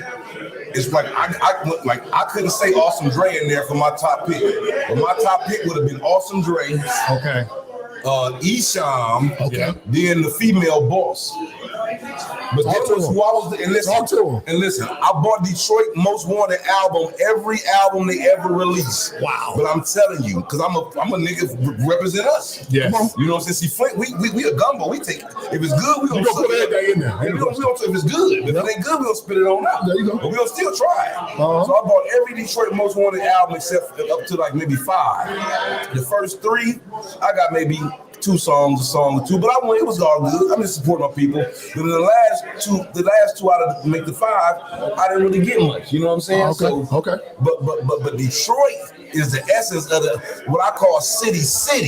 Oh. Yeah, we talking about the bag, nigga. We talking about the hustle. We talking about the money. We talking about the cop and flip. We talking about the sack chasers. We talking about the pretty hair. We talking about the cars. We talking about the blocks. We talking about the houses. We talking about the money. The money. Flat out. That's why I do it for the, you know what I'm talking about? That's why they got so much love for you here, though. I feel about it, man. That's why they got love for me. They know I feel like that about it from how my lyrics, the words I say in my lyrics. Yes, sir. Yeah, you know what I'm saying? We appreciate the love, man. For real. Jake play. Jacob fellow, we appreciate you coming to the show, boy. You cold with it. That chain, man. That boy, ice cold right there. It's my real signature, man. Your energy is dope. Yeah, appreciate it, man. Your energy is dope. We know that's your signature. I gotta get me one. I'm ready to sign on the dotted line for 50, 70, 80 million. Hey, man, but before I go, let me just tell y'all, me and my son just released this book, Hip Hop History, on May 26th. My son name is Young, Y-U-N-G, Rudy, R-U-D-Y, D-A, Business, B-I-Z-N-E-S. Young Rudy. The He just released his first full album called The Freshman, and on the same exact day, his father, Jacob Flake, I released 2 singles. One single called Loyalty is Royalty. That's the one I had the city in mind when I made that one. Okay. And another one called Get Me a B. Because there's a lot of people getting M's. and people that's been getting money all their life like me. We've been playing with the M's. We done blew through them. We might not have had them at one time. We done blew through that shit. You know what I'm talking about? So we need some B's now. At least one, so we can blow M's and still have some. So my thing, so the two songs I just released is called Loyalty is Royalty, Jacob Fella, and Get Me a B, Jacob Fella. My son, Young Rudy the Business, released his first album, The Freshman, same day. We've been out about 2 weeks, 2.5 weeks. So y'all can check us out, man, and we rock it, you know what I'm saying? We fuck with the D, we love y'all, it's Midwest, Michigan. Hey, man, y'all the hub of the state. So I'ma just always pay to the D. I can't never flink it, even though shout out to Rio, the free Rio, the OG. He from Flint, his daddy Rachel is my nigga. I grew up with, hustling with, grinding with. Louis Ray, which is Rio, the OG brother from Flint, is my guy. YNJ, the Coochie Man, Crispy Life Kid, to be with Peasy and them, all them Flint boys, man. So, hey, man, nothing but love, man. Shout out to Flint. Jay. Shout out, man. Man, love, baby. We love y'all. Be safe, baby. We love y'all, baby. Go back inside. DMC group that made My Buddy here in Detroit back in '86. Oh, I was one of the producers. Yeah. I worked for Priority Records. I was responsible for a lot of local artists here through Paul Star Distribution, getting them out in stores and everything before iTunes took over. And currently I am touring with 2 Live Crew, the people who started this parental advisory thing to make it all possible for us to do what we do. And I'm just having fun. Thank you. Big up. Roy Big ups. Meadows. Big ups. What's going on, y'all? My name is Steve Coleman, QTMC, with my man Roy. We started back in the days, 1986, with my buddy on WJLB, and we're still performing today. We're still performing right now. I done did 25 years with the Detroit Pistons. If y'all been to a game, I've been to every last one, never missed one in 25 years. I did 10 years with the world famous Harlem Globetrotters, performed all over the world. So we thank the good Lord for the blessing, you know what I'm saying? Hey, one more thing. Y'all was also a part of a group called True Player, so we don't forget that. He got the Globetrotter skills, too. Let's go. Let's go. We love y'all. Hey, and it's all love. It's one love. One love, baby. Hip-hop is one love. One love. You know what I'm saying? One love. There it is. I had a serious question. Who was your favorite Globetrotter growing up? Who's my favorite Globetrotter? I'm going to say Curly Neal. Curly. Let's go. Yeah. Metal like lemon. I was gonna say Metal like lemon. All right, let's get back to what up, though, y'all? Mud of 5 Ella, original member of 5 Elements. That's Proof. That's Stein. That's the Hip Hop Shop. The new influencer of that sound, which y'all call Neo Soul. We made that. Also influenced Slum Village. Of course, Eminem is under the wing. If y'all seen the movie 8 Mile, y'all was the dude with the hair shooting around with the paint guns in the back. You know what I mean? All that story is just legendary. But all the way to this day, got the catalog, producing that, mud5ella.com. I repeat, mud5ella.com. Y'all want to hear more of the history, the beats, the sound, the other stuff y'all ain't never heard before? It's all licensed already. I'm just producing, y'all. You know Appreciate you, brother. There it is. Show them some love. 5 Ella. Greetings. What up, though? I'm Zulu King Mustafa. I'm Bambaata's 7th child, the golden child. Currently campaigning to become the leader of the Zulu Nation. Soon to be the leader of the Zulu Nation. I'm known mainly for my dancing. And we're gonna get him to dance up. The godfather of Detroit Jet right there. Yes. And very much more. Thank you very much. Appreciate you, brother. Hello. Hi. Hey, Mama Shoe. I am Redbone, the third, fourth, whatever member of Raw Collection. Yeah. I am a host. I am an actress. Go watch my movie on Tubi. It's called The Coney. The Coney. Down with Jacody Films. When does it come out? And I host, and I am a script supervisor, and I'm so Renaissance. When does it come out? It's already out. It's already on out. Tubi. Appreciate you. The Coney. I'm going to watch it tonight. Oh, Mike. Yeah. What up, though? DJ Bay. Been DJing forever. Popcorn King. Yeah. That's the current stuff. But yeah, so like I said, been DJing forever. All the way back with Rico Cortez in the 80s.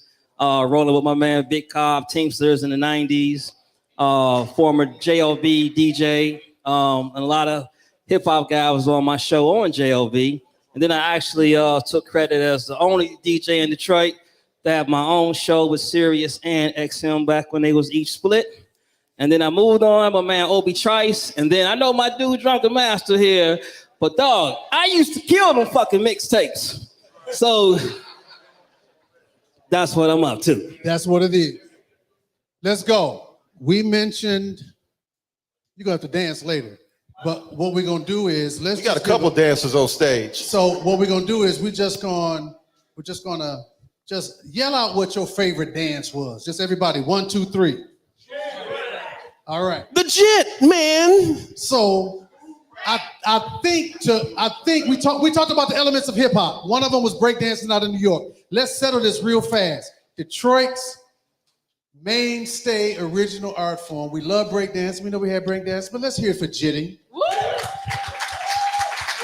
That settles the issue on dance. Let's talk about another element of hip hop in New York is graffiti.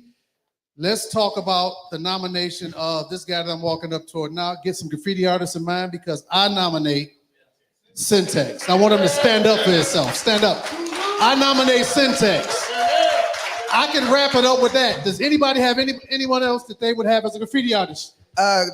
Cliff Note. Cliff Note. Where were some of his works that you can remember? Down in the Eastern Market. Down in the Eastern Market. I have to say, Fail 3000. Yeah. Welcome back to State Champions Podcast. We back in the building, in the basement, doing our thing. Detroit Hip Hop Honors. It's been a great show. They doing their thing inside while we doing our thing outside. But we have our brother, Jerry Flindell, the owner of the first hip hop studio in the city of Detroit. Jerry, welcome to the show. Well, thank you, brother. Oh, thank you. I'm the co-owner. My partner's Percy Warmack. He's a firefighter. Percy Womack, I think I know that name. Yeah, man. I know. I think I know Percy. Yeah. So tell us about the history and how did you have an impact your being the owner of a studio? Well, I went to some studios in Detroit to try to record when I was just a rapper. Just a rapper, okay. And it was too hot. It's too expensive. I couldn't afford it. Okay. So at that point, I walked away and said, I'm just going to build my own recording studio. Okay. And you and your partner, Womack, y'all started the studio. Where was it at? East side, west side? Oh, definitely west side. West side, okay. 7 Mile in Greenfield, Def Sound Recording Studio, the birthplace of Detroit hip hop. That's the official name. The official name. Give us some of the artists that came through there that did some recording in y'all studio. Kid Rock. You went all the way. You went elevator up. Yeah, I'm the first person to put Kid Rock on stage. Wow. Bizarre. What year was that? That was 88. 88. Yeah. Wow. When did y'all start y'all studio? 85. 85. Yeah, I was in high school. What high school did you attend? Cody High. Oh, so you're one of the Cody Comments. Okay. Absolutely. I'm a Cody Comment for life. But we get it. You know what I'm saying? Cody, it was what year did you come out? I came out in 87. I take it one of y'all with Roy and Detroit Sasha. That's right, Black Roy. Yeah. I take it one of y'all went to McKenzie around here. Nope. Oh, okay. No. You see that. We'll talk about that later. Oh, okay. I mean, you say Cody High. See, guys, the name is called State Champions Podcast for a reason. We don't just say that. We won 3 Class A state championship at Cooley High School. And we had to beat y'all to get a number of times. As soon as you said that, now I ring a bell. Yeah. We was in y'all gym. We got him talking here. Tell Coach Menifee we said what's up. But it's killing me. No, we always do. That's right. So real quick, how does hip hop in basketball, because in my mind it goes hand in hand. Oh, absolutely. Tell us how that all goes together. Because most rappers want to be ball players and most ball players want to be rappers. We said this forever. Yeah, absolutely. That's right. Yeah. So in 85, so you were a 10th grader in 85. Absolutely. Now you come out with your own studio. Yes. Who did you have someone in mind to target, or you just said, man, I'm gonna give me a studio and see aspiring rappers come up? Well, it was just the rappers and stuff in my group, Izzo Fresh, and there was a lot of rappers in Detroit, and I wanted to record top A celebrities. I wanted to record like Aretha Franklin.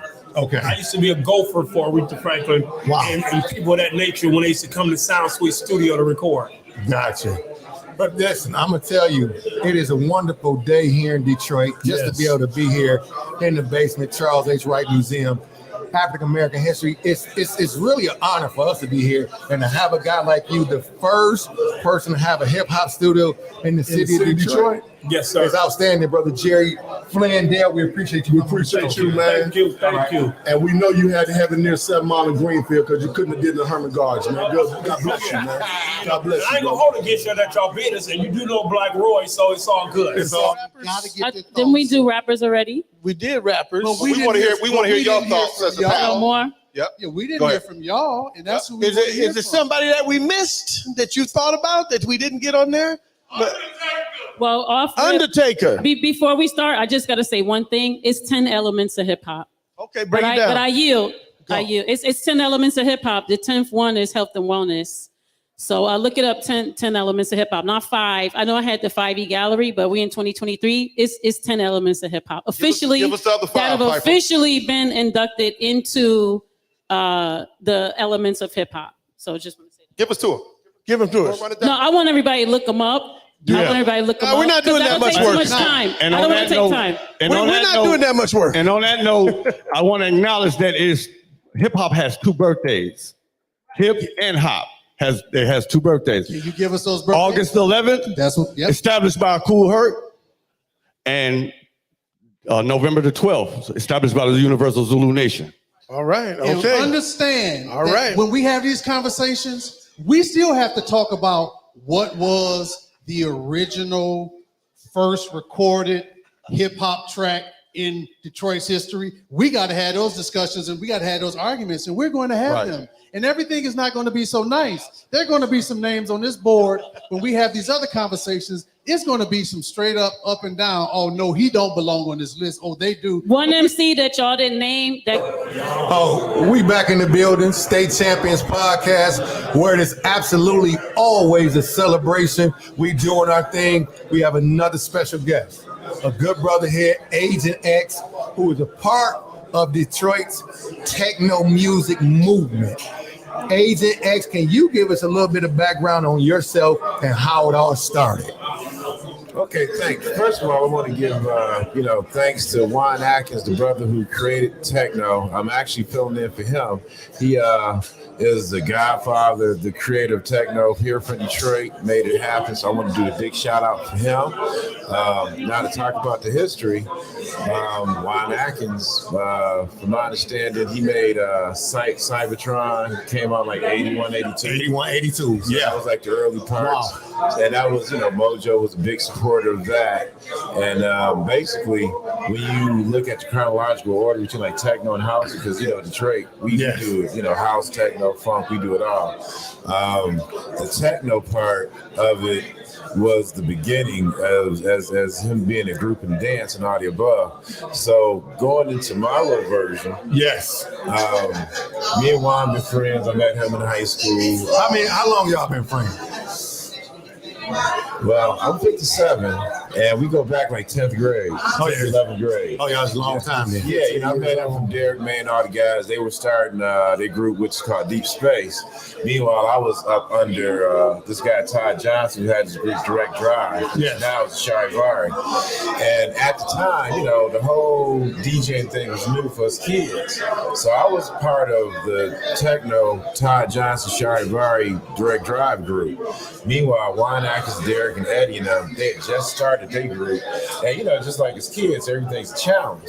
So Deep Space, which is their group, was going through the challenging with all the other different DJ groups. And then they finally came to our group. And, this I always tell people how the story went because I'm a turntablist. The other people that was in the group, Kevin, he was a turntablist. Okay. Well, Juan and Derek and it wasn't. So when they challenged us, I didn't really understand the point of it because technique-wise, we're in 2 different little areas. 2 different areas. So nonetheless, we said we're going to do it. So Juan is the one who plugs this drum machine up to the mixer. We don't know what the hell it is because we talking like 83. Yes. Only thing we knew about drum machines was it was part of a band, you know what I mean? Yeah. So when he hooked it up, we didn't know what it was or whatever. we doing our thing, you know, did our little part, and then it was their turn to do their part, you know, on the contest. And at some point, maybe 3 or 4 records in, 80 folks pressed play on the 909 drum machine. And we didn't know what it was again. I looked at it, you know, from the old school, I thought it was like a typewriter. Yeah, like an old school typewriter machine. I'm like, yeah. What the fuck is this? Why you got this up to mix it? But whatever, you know. So he does it, he pressed play, and I'm still like, what the fuck is he doing? And then he takes a needle off the record. Then we see, and then you start hitting patterns. Gotcha. So needless to say, everybody went wild. They lost their mind. He was like, what the fuck is that? I want one. Everybody was there, wanted one. And then, you know, what's that? One of them documentaries, they talk about the drum machine revolution. Yeah, of course the drum machine was, it was big time. Yeah, so that was like that whole big thing. So anyway, just going into the point of the story, a couple of years later, and this is from my understanding because it's all written in books, Derek May took that same drum machine and sold it to this brother in Chicago named Craig Loftus. Okay. Who was Frankie Knuckles' cousin. Frankie Knuckles, as everybody know, in the house world, was the man who named house music. Right. So basically, that drum machine that came from Ryan Atkins was sold to Craig Loftus, who played that drum machine at Frankie Knuckles' spot. Okay. So when you ask about that question, yeah, the whole house techno, how it all started. Speaks for itself. There you go. So real quick, we're really quick because we got to wrap up. But Agent X, where is techno and house music now in the Detroit scene? Really quick. It's making a great comeback. I mean, you know, honestly, we had lost it for a little bit because it's just like a whole bunch of things that was going on with the new generations. We got Seth Troxler, we got Minx, we got Kyle Hall. There's so many different techno DJs that's going around the world spreading. I mean, making serious things. You know, from Jeff Mills to Seth Troxler, they representing hard. And they carving out careers, man. You know, man, Agent X, we appreciate you having on the show, giving that background because a lot of people don't know techno house all started right here, man. Yes, we appreciate you, good brother. Agent X, I appreciate you. All right. Yeah, blessings, man. I 100% we're going to do this honorably, and we're going to wrap this up with the young lady. I'm about to take y'all all the way back. Who remember MC Fraud? That used to travel with Parliament and Funkadelic. That used to freestyle. We said Fraud. To be in front of the Fraud. Thank you very much. Y'all got Fraud. Hold on. Let me put myself on the list. Put myself. Come on. All the female rappers. Everybody names Me, on my all of CD. y'all. Say your I had a name. little vacation, but I'm back. Say your name. Shout out to the Fusion. Toy. Marcus, Toy. Brian Appreciate B. Love. Queen. Appreciate B. Love got something. I got Obi Trice, Marv One, and Quest McCody. Boom. Yeah. Ebony got one more. Y'all, did anybody mention Big Sean? Yes. Yes, they did. Somebody Big did. Sean. Yep, we got him. Y'all gotta do it. We got him. He said, when I see you in the streets, what up, though? Got him. Let's move on to the next. Let's move next. All right, what's next? TC Real. What about TC Real? Real. Put TC Real on the Y'all didn't list. see me on Empire. Y'all didn't see me on BMF. We done seen you on the TV. You're an actor, so act like you know. Big Hurt. Acting. Big Hurt. Over Big the Hurt. sounds of different nominees, we are going to conclude. Can you give yourselves a hand? Oh, yeah, that's phenomenal. And can you give them a hand? Give them a hand, everybody. And can you give them a hand? And we've all given ourselves a hand. I think somebody did. Are we on our way upstairs for the cipher? We upstairs for the cipher. It's a little entertainment. Let's Long live the Zulu Nation. That was fun, wasn't it? How you been, girl? You all up at the dudes and Let's get it. Welcome back to State Champions Podcast. I don't think this guy next to me really need no introduction, but I'm gonna give him an introduction anyway. The legendary Drunken Master, my man. What's up, baby? Hey, man. What's poppin'? What we doing, man? I'm happy to be seen and not viewed. You hear me? Yes, sir. happy to be free. For those that don't know, I'm the only guy in the state of Michigan that just got pardoned by Joe Biden. So in 2 weeks, I'll be a free man, no longer a federal inmate. Oh man, well, that's a celebration in itself, your brother. Taking off my ankle and I can go about my life. That's right. So now listen, on State Champions Podcast, it's always a celebration around here. State Champions Podcast, man. Yeah. So all that's a celebration to be pardoned from the president. That's a real big deal. You know what? Let me say this. Go ahead. This is the very first podcast that I'm doing since my clemency came in. So wow. My very first. Well, we're appreciative. We're gonna unpack a lot of shit, man. Well, let's go. So let's start. Let's start with your early career. Let's talk about your early career and then move into that mixtape world and everything that you was doing. Early career. When I first started, of course, hip hop happened, and a good friend of mine, blessed the dead, his name was Maserati Wright. Oh, absolutely. They was doing what they was doing, and he was like, "Come with us." I used to hang out with him, and I said, "No, I want to be a rapper." Oh yeah, that's cool. Yeah, so Rick said, "I'm gonna have my brother Clyde come pick you up, take you to the studio," and he took me to a guy named Glenn Cannon's Song King Productions studio, and there's a group called the Honeys. Remember them? Oh man, that was a song they did called "How Low Can We Go?" Yes, that was really scratched on that record years ago. That was in the 80s. I knew one of the girls in their video. Yeah. So that's how it all began. And then the first mixtape I made, Maserati told me to make him a tape. So Maserati, the legendary Maserati Rick told you to make him a tape. Yeah, he used to come on my house all the time, so I made him a tape. And it was funny. He wanted Dougie Fresh all the way to heaven on one side, mixed that back and forth. And on the other side, he wanted What People Do for Money. Yeah, of course. So I did that. Of course. And he gave me like $50. So then I left there and started going to after-hour clubs. Ended up in a strip club, and somebody came up and said, "Man, you should make a tape, a mixtape, and sell them." Wow. I started making mixtapes. I started selling them from the DJ booth, and it started really going. What after-hour club was that? It was after-hour called the Gents. Okay.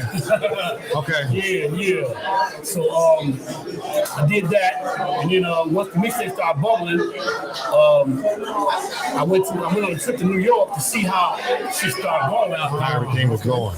And when I went to the record store, I noticed that the mixtape was on the shelves. And I said, I'm gonna go back to Detroit and do this shit. Okay. So I came back to Detroit. I went to Tanya Records first for Graston and Harper. Yes. Graston and Harper, okay. And I went in there, I said, I got this thing called mixtapes. We got all exclusive music, blah, blah, blah. They said, get the hell out of my store or we get arrested. Wow. That's my family still. So I left there with the Chantoniques. And I told Barry on the Chantoniques, I said, I got these things called mixtapes. Let's put it on. He said, let me get, I said, play that. He played it. He said, let me get 5 of them. I said, he said, how we sell them? I said, I sell them to you for 5 and you sell them to the public for 10 and we get some money. So next thing you know, he got 5. Next day it was gone. Next day he got 10. Then it was gone. Next day he got 20. Then it was gone. And it started, next thing you know, everybody playing my shit in the street. Yeah. And the shit just started taking off. Then I had a catalog. I put out 2 or 3 different ones, volumes. Yeah. Slow jams, There you go. All that, yeah. And then from there, I went to a music convention, got affiliated with Death Row, met with Suge and them, and that's how, see, most people don't realize is that the only when Hit 'Em Up came out with Tupac, it came through me. That was on my springtime shootout tape. I was the only one in the country that had it. Wow. They sent it to me. And y'all know what happened after that. Oh, of course. But it's a lot of historical moments, like when Rock Bottom and the Street Lords was doing that. Yeah, Rock, yep, absolutely. No question. That's how Rock Man's mixtapes out. You know, I kind of like to see artists just come in and freestyle and do their thing at the top of my mixtapes. And that's how, as a matter of fact, that's how 50 niggas beat. That's what I was about to ask you about 50 players deep. That was a mixtape intro. Okay. Freestyle at the beginning of the tape. And boy, you know, I walk in the club and I'm like, they playing my tape. No, you was banging. Next thing you know, it's crazy. They started calling, everybody calling, and through the roof. So I'm gonna tell you, it's funny. Yeah. Y'all, Lola was Lola Damone, right? Shout out Lola. Yeah. And so y'all had this event in Vegas. It was in Vegas. I I'll tell you what. I was on the flight with y'all, but go ahead. My memory is impeccable. I stopped my show. I was there. Billy T was in the audience. Wow. I stopped my show and saluted that man. That's in Vegas. Yeah. I was on the flight with y'all that day. That club now since tore down. It's tore down where y'all had the club, but I got it that late. So it was crazy. That was a crazy night because I was kind of upset. That night I was banging on everybody. I was mad. Because some shit that went down where a lot of my partners didn't get their tickets. Okay. And they didn't get to fly in. So when I'm flying, right, so now I'm out there by myself. Yeah. So I made a call to Suge Knight. Okay. And Death Row, my people. Yeah. I called him and he sent some soldiers out there to make sure everything was beautiful. And we had a good time that night. They had a good time because they had a party at his house. Yeah. They had that party at the house, and we went out there, but they wouldn't. We saw it was a couple of us, and we brought a couple of girls. They wouldn't let the guys in, and that was a crazy night. I'll never get that.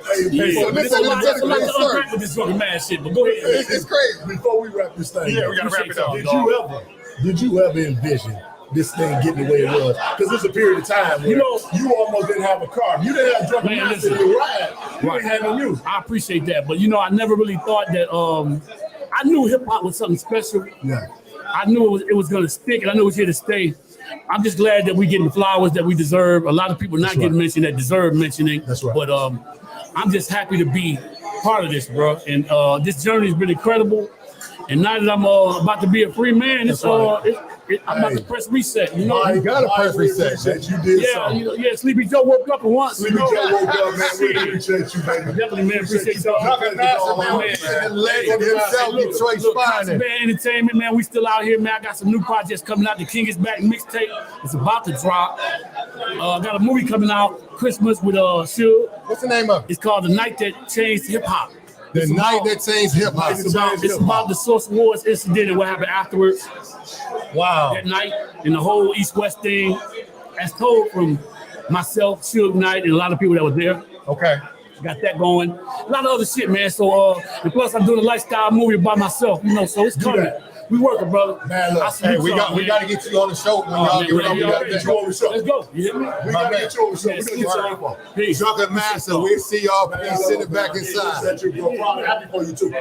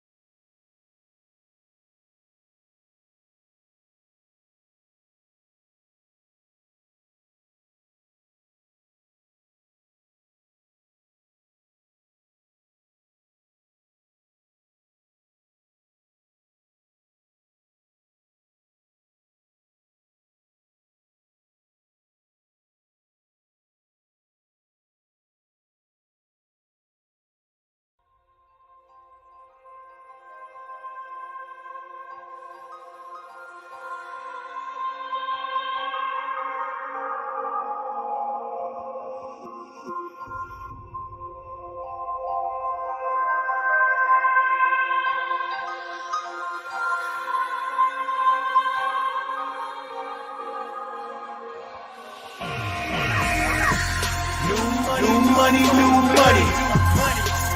Old friends get the fuck on. If you for real, you fuck with me. This is our song. Ryan going nuts. Dollar at a time. Riding in Detroit. Following the sign. Probably in this push. Following this heart. Following this gut. But I don't see no sign. Time to slow and slow. If I didn't let that battle beat me, I don't know why y'all don't like I ain't built. So what we predict? I'm searching for riches, so you into my stitches. Made a best man with a race win. I'm like, you like me, show grip, come back and chase you with that. Welcome back to State Champions Podcast, and it's still a celebration. We in the basement, Charles H. Wright African American Museum, doing our thing, man. Having some great guests on. We really appreciate that everybody that's here. There's so many people, you probably can hear it in the background, but we enjoying the atmosphere. I wish everybody could be here. But our next guest, legend himself, Dogmatic K Stone, is in the building. What up, though? How you doing, What man? up, though, man? Good to see y'all, brothers. What up, though? State champions. Yes, sir. So to be here, because I'm definitely a champion. So K Stone, give everybody the background. How did you have this impact for Detroit? You was just telling me off air about you came up with this area code thing. Tell the people what you did that solidified this 313. Okay. I'm going to try to shorten it up because I know we ain't got but a little bit of time. So in my younger days, I was signed to a label called Ichiban Records. Okay. They also had MC Breed, as you know, and I had an album called 601. 601. Which was dedicated to a friend of mine that died, that passed away, a group member, and his birthday was June the 1st. So we used the number 601. The album did great. We toured with Breed, and then the label said, hey, you got to come up with another number concept. Okay. Okay. So we recording the album. I'm going back and forth to Atlanta. We're still traveling a little bit while I'm recording. And with this pressure of coming up with another number situation, I didn't know what to do, but I'm constantly calling home to check on my mom, check on my family. Absolutely. And I'm down to 313 every time. 313, 313. And it's like, it was getting monotonous because I was calling home so much. And then it clicked to me. 313. That's the numbers that the label. They gave it to you. Take it Right, back to the label. We're gonna use 313 because that represents Detroit. There's no other. So we did the album, and it was in 90. I came up with the concept in '93. The album came out in '94, and it just 313 got bigger than I ever knew that it would. It just took off. Biggie heard it, and then Biggie put it in his rap. He said the 313s. Yeah. And then next thing you know, not only, because at first when they saw the album, people were like, what is 313? What is 313? I was like, no, it's 313. 313. It's the Detroit area code. It's our area code. And then it was like, oh, snap, it's the Detroit area code. Oh, okay, I get it. There you go. But it took time for me to go around and tour with that concept. Then Biggie caught on to it. He was a bigger artist, so normally, it grew from there. And not only did I coin the phrase for our hometown, but other cities began to use their area code to represent their city. So without K-Stone, there wouldn't be no 313, and there would be no representation of area codes in hip hop. And I just have to make sure, because a lot of these artists that's young today, they're saying 313 in their records all the way up until today, and that's 30 years. 30 years. Yeah, I'm a 50-year-old man. That's 30 years. Absolutely. And so 30 years. It still hasn't died down. You got artists that still saying 313 to this day, from 93 to 2023. And so these artists that came up in the 90s, that don't really know no better, you don't know what you're saying. Every time you say 313, you got to remember K-Stone. K-Stone, baby. K-Stone. So Big said it better. He said 213, 313s, BRG. Hey, it was cold with it. Then Luda came with the area code, George. Yeah, and it came. It so came the with rest is history, but a lot of these cats was born in the 90s, so they have no idea. Where it came from or why they even say it. So K-Stone, really, really quick, I got a question for you. So then, how do we try to marry that era to this era so we won't lose our history? Because it only makes sense we here in the Charles H. Wright African American Museum. The reason why this was created so we wouldn't lose our history. So how do we do the same thing for rap music with 313, the older area, and now this era? I think education is the key. Education is the key because a lot of these young artists are not educated on who were the forefathers and who started this thing. It's kind of like New York went through the same thing. They didn't know that, Big Hurt. I'm not Big Hurt. Shout out to Big Hurt, but yeah, absolutely. But Cool Hurt. He started hip hop. A lot of these DJs started the scratching in New York. But the younger artists in New York, they do their research and they are educated on who the forefathers was. So when they get their deals and when they get to going with their careers, they can reach back and say, I want to do something with K-Stone because he started 313. I'm gonna do a 313 record with him. Or just like they do with the New York artists. That's how they do it. They'll come and do a remix. Now you got Busta Rhymes on Old Girls record. That's right. And they bring these artists back. And it keeps it relevant. So I think the Detroit artists need to start doing their research. Look up your Awesome Dre's. Look up your E-Shams. Look up your Merciless Amirs. Detroit Most Wanted. K-Stone. Look up these artists. Get your history together. And then when you come out to do your music, you'll be more well-rounded, okay? Man, love, baby. K-Stone. We appreciate you, good brother. Coming on. 313 in the building, man. 313 is in the building. Hey, yo, we can shout send it out back to and my say, man Derek, man. Oh, no doubt. Derek, he put it all together. Legend himself. Yeah, man, he'll let you Carr. Take it back into the inside. Yo, I want to just one more thing before I leave. Yeah. I want to send a shout out to my group, DUK. That's the future. That's my sons, Kevin Bailey, D-Namic, Trap Lord Q. We got a hot mixtape out now called Kingdom Come. Look it up and look up all our DUK stuff, our webpage.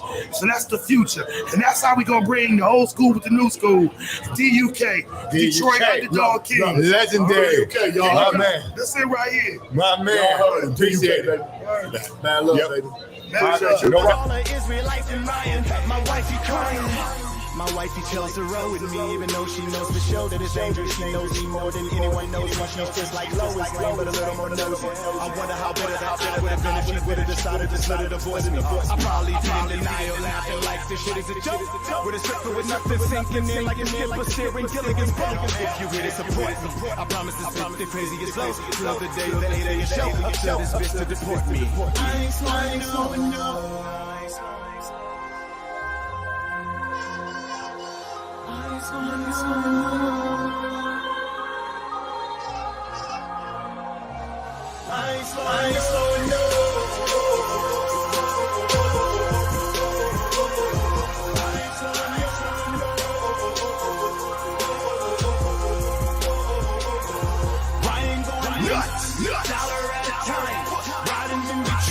Following the signs, probably in this Porsche, following this heart, following this gut, I don't see no signs of slowing. Never nearing completion. My only fear is my beloved overthinking. For me seriously thinking that I can seriously be scared of anything. It's just me seriously overthinking. I'm borderline blinking.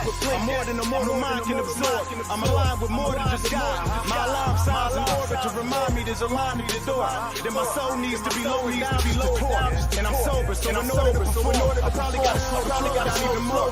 While I scroll through the Back in the building, State Champions Podcast. We got Super MC, the legend himself, in the building. Super MC, really quick. Tell everybody, give us your contribution. Go ahead. It's the Michigan Marvel, the Wayne County Warrior, the Detroit Defender, the Highland Park Hero, Super MC, ladies and gentlemen. Ain't no question. Now you introed yourself so cold. Ain't gotta say nothing. Hey, give us your contribution, Super MC. What was your impact on Detroit hip hop culture? I guess the performance and the lyricism. But my hip hop impact comes from the impact of hip hop artists before me. I'm just carrying on tradition. I ain't doing nothing new. Okay. I'm just adding more energy than my predecessors did before me. Yes, sir. You know what I'm saying? I'm just taking what they did and amplifying it. Okay. And then showing the youth today that they can amplify what I did.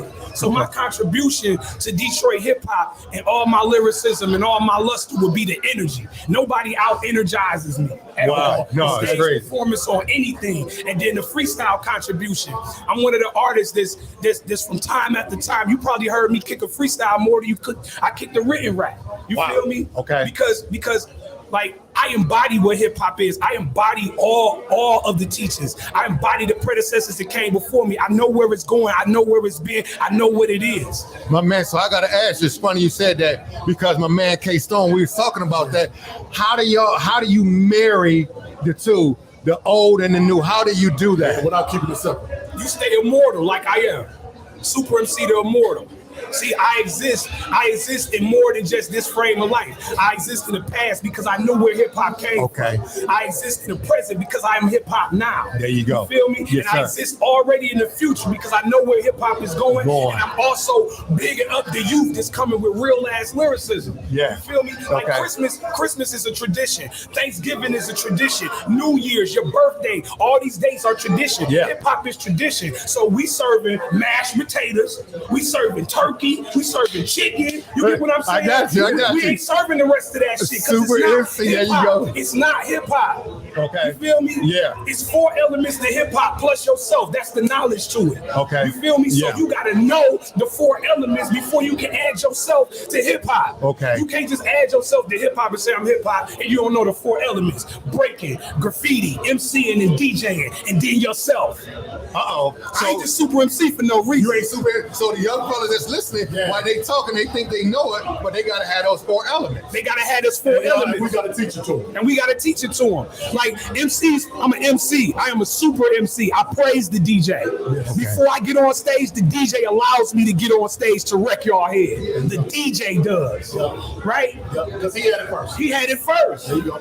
You see what I'm saying? But my contribution, like you want to talk about accolades, I've been on the Moesha show, I've been on the Parker show, I battled Eminem and 8 Mile, I was signed to Iron Fist Records by Big Proof, I done toured the world with Guilty Simpson and Fat Cat. I mean, what? You did your thing. You know what I'm saying? I love that. Super MC. I survived a car crash that could have killed me. I'm getting ready to drop an album, The Obsidian, the Fallen One, on Sunboy Records with Humag Distribution. You know Say what I'm that saying? one more time so they can say I'm getting ready. something. I survived a car crash that I could have died from. Now I'm getting ready to drop an album. It's called Obsidian, the Fallen One, on Humag Distribution, Sunboy Records. Get ready. Y'all heard him. Super MC. Jay Dilla, Big Proof, Blade, Ice World, all the Fallen Ones, and everybody that ain't in the game right now. Get on your grind and get behind us. You feel me? 1,000. 1,000, baby. Hip hop for forever, baby. Am I more ahead of my time or before? Shit, I don't know. I just know where I'm headed toward. And that's in the checks in the comments direction. Collecting as many dollars, disrespecting this Ebonics will get me. Dodging that drama and karma finally decides to forget me. Hoping nobody will try to accept me. Catch me with my cash flow. I'm hitting every platform. I'm touching everything except my plateau.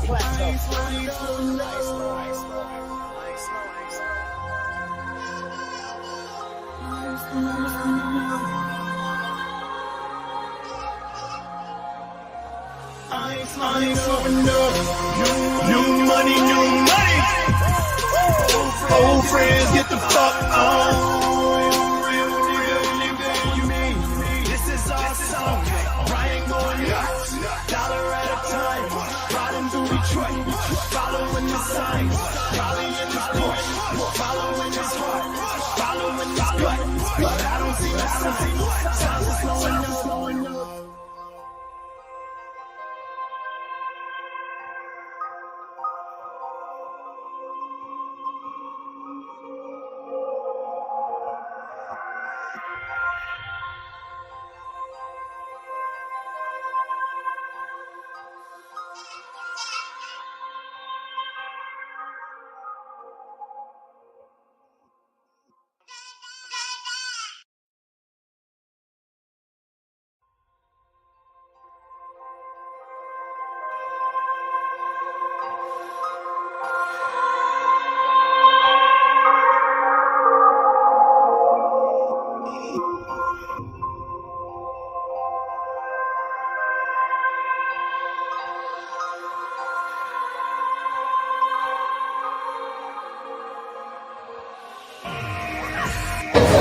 Welcome back to State Champions Podcast.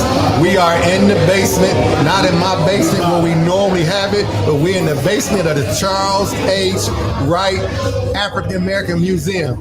We with Yolanda Jack, who plays a major part in why we're here tonight. So Yolanda, I want you to give your intro, give your background, and give us some things that y'all have going on here at Charles H. Wright African American Museum. The Charles H. Wright Museum of African American History is so proud to be connected to the 50th anniversary of hip hop. We are a history museum, so of course we're here about marking history, but we're also here about making history. Tonight is a history making event where we're marking an opportunity to show what history has happened in Detroit as a result of hip hop, how hip hop has moved the needle in the city of Detroit in terms of society, in terms of economics, in terms of just putting us on the map, as continuing to put us on the map as a music powerhouse. That's what the city of Detroit has always been known as in terms of music, musicians, just name it. We have every genre. We have the best, the pinnacle. So we have that opportunity to highlight who here in Detroit and hip hop is among those exemplars, amongst those leaders. And so that's what we're here for tonight. Yes. Talk to us real quick, Yolanda, because a lot of the people don't know. Talk to us about our Third Thursdays, what you guys have going on. Every month there is an event called Third Thursday Late Night at the Wright. We want to have an opportunity because the museum is open until 7 o'clock every Thursday. Okay. On the third Thursday, we do our best to bring people in to break up the energy of the day, the work week. Maybe you want to come and vibe a little bit, have a drink, see some music, hear poetry, see somebody do something, or even just come see the exhibitions. You'll be able to do that every Thursday until 7 p.m. On third Thursday, we do a little bit different. You bring the bar in, have some music, some hip hop, some poetry, some music. Maybe it's a panel discussion, maybe it's a film, maybe it's a book signing, but we're here to expand our minds, to explore our history, to discover what is a part of our history is a part Absolutely. of us. So Yolanda, I'm gonna tell you, give me your favorite hip hop artist from Detroit. Oh man, my favorite hip hop artist from Detroit is somebody you probably don't know. Is my son, Xavier Jack. Oh, Xavier Jack. All right. Xavier Jack in the building, baby. Okay, Xavier Jack in the building. That's my favorite. But of the people who are known, I would have to say Slum Village. You know, I remember those songs back when they first came out. Absolutely. When I was on the East Coast and they were on the East Coast, like, oh, we from Detroit, kind of vibe. You know, I was in Washington D.C. and listening to hip hop through D.C. The go-go that was going on down there and all of that kind of stuff. So when Detroit came, it was like, oh yeah, I definitely go to vibe in Detroit. So I started hearing and going to those shows and things like that. So these are the things. These are people who influenced me and made me want to like continue and stay gritty and grimy. I'm sorry, I take that back. No, but to stay in the streets in a way, but not to be so far away from the things that your parents told you aren't good for you. Because sometimes those things that are in the streets are the things that give you energy and give you life in a way that you perhaps weren't ready for. And telling you what's going on and keeping you fresh to what's happening right now on our block. Some of us are so far in our books or so far above what's happening that we don't want to be connected to the people that are dealing with the issues of what's going on literally right now. Hip hop has always told us what's happening on our block. Oh, absolutely. What's happening in our house, what's happening on our street. And if you don't know, you can't be a part of the solution. And this is why I love being connected to what's happening here at the museum, what's happening through our history, making history. Well, we thank you. We so appreciate you. My pleasure. We thank you. I mean, you know, today, we glad you came on today. I'm so glad I came on. Anytime. Thank you, Yolanda. Appreciate you. So, thank you so much.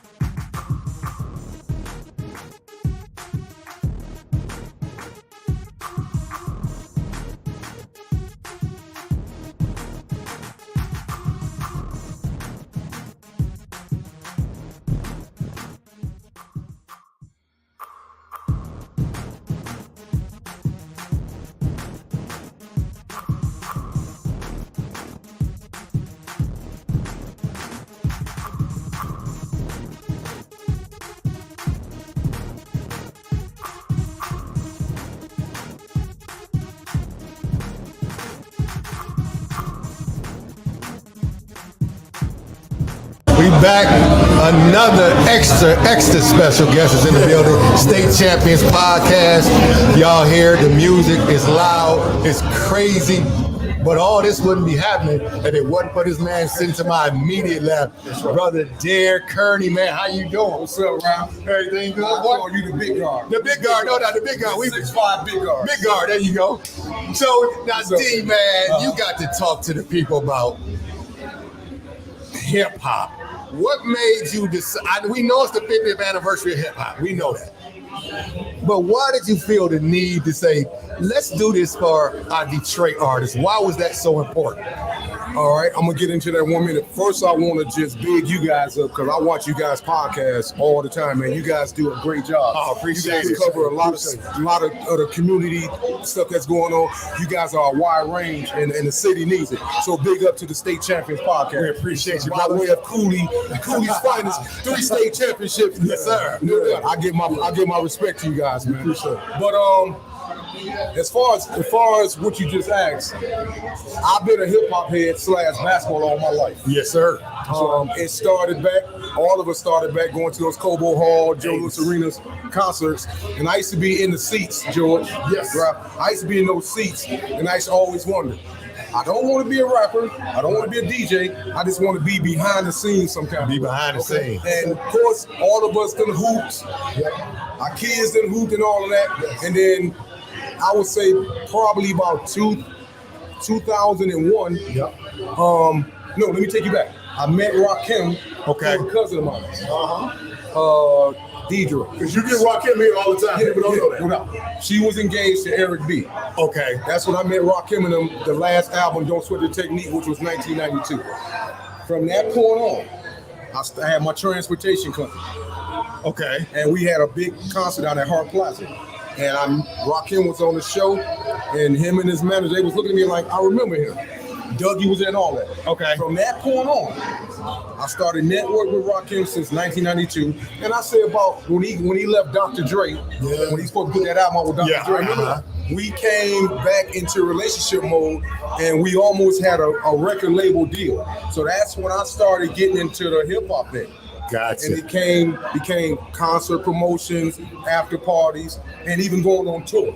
Okay. You know, when you was coaching at Southeast, when Brandon was over there with you. That's right. And you was coaching at CMA. I was on tour a lot of them times with Rakim and them doing them times and doing shows. I remember. So fast forward, start getting into concert promotions and all that. Right. And here we are, 50 years, Celebration Hip Hop. So we wanted to pay homage to Detroit, to answer your question. Absolutely. We felt like, okay, we know it came from New York, as Billy T and them said, and as Sam Donald said, but as far as the Detroit culture, come on, man, you had some of the greatest up here, man. You know what I'm saying? Absolutely. So we felt like we got to pay homage to the 50-year celebration of hip hop because Detroit got a rich tradition too. Absolutely, no question about it. Didn't get record labels deals. No.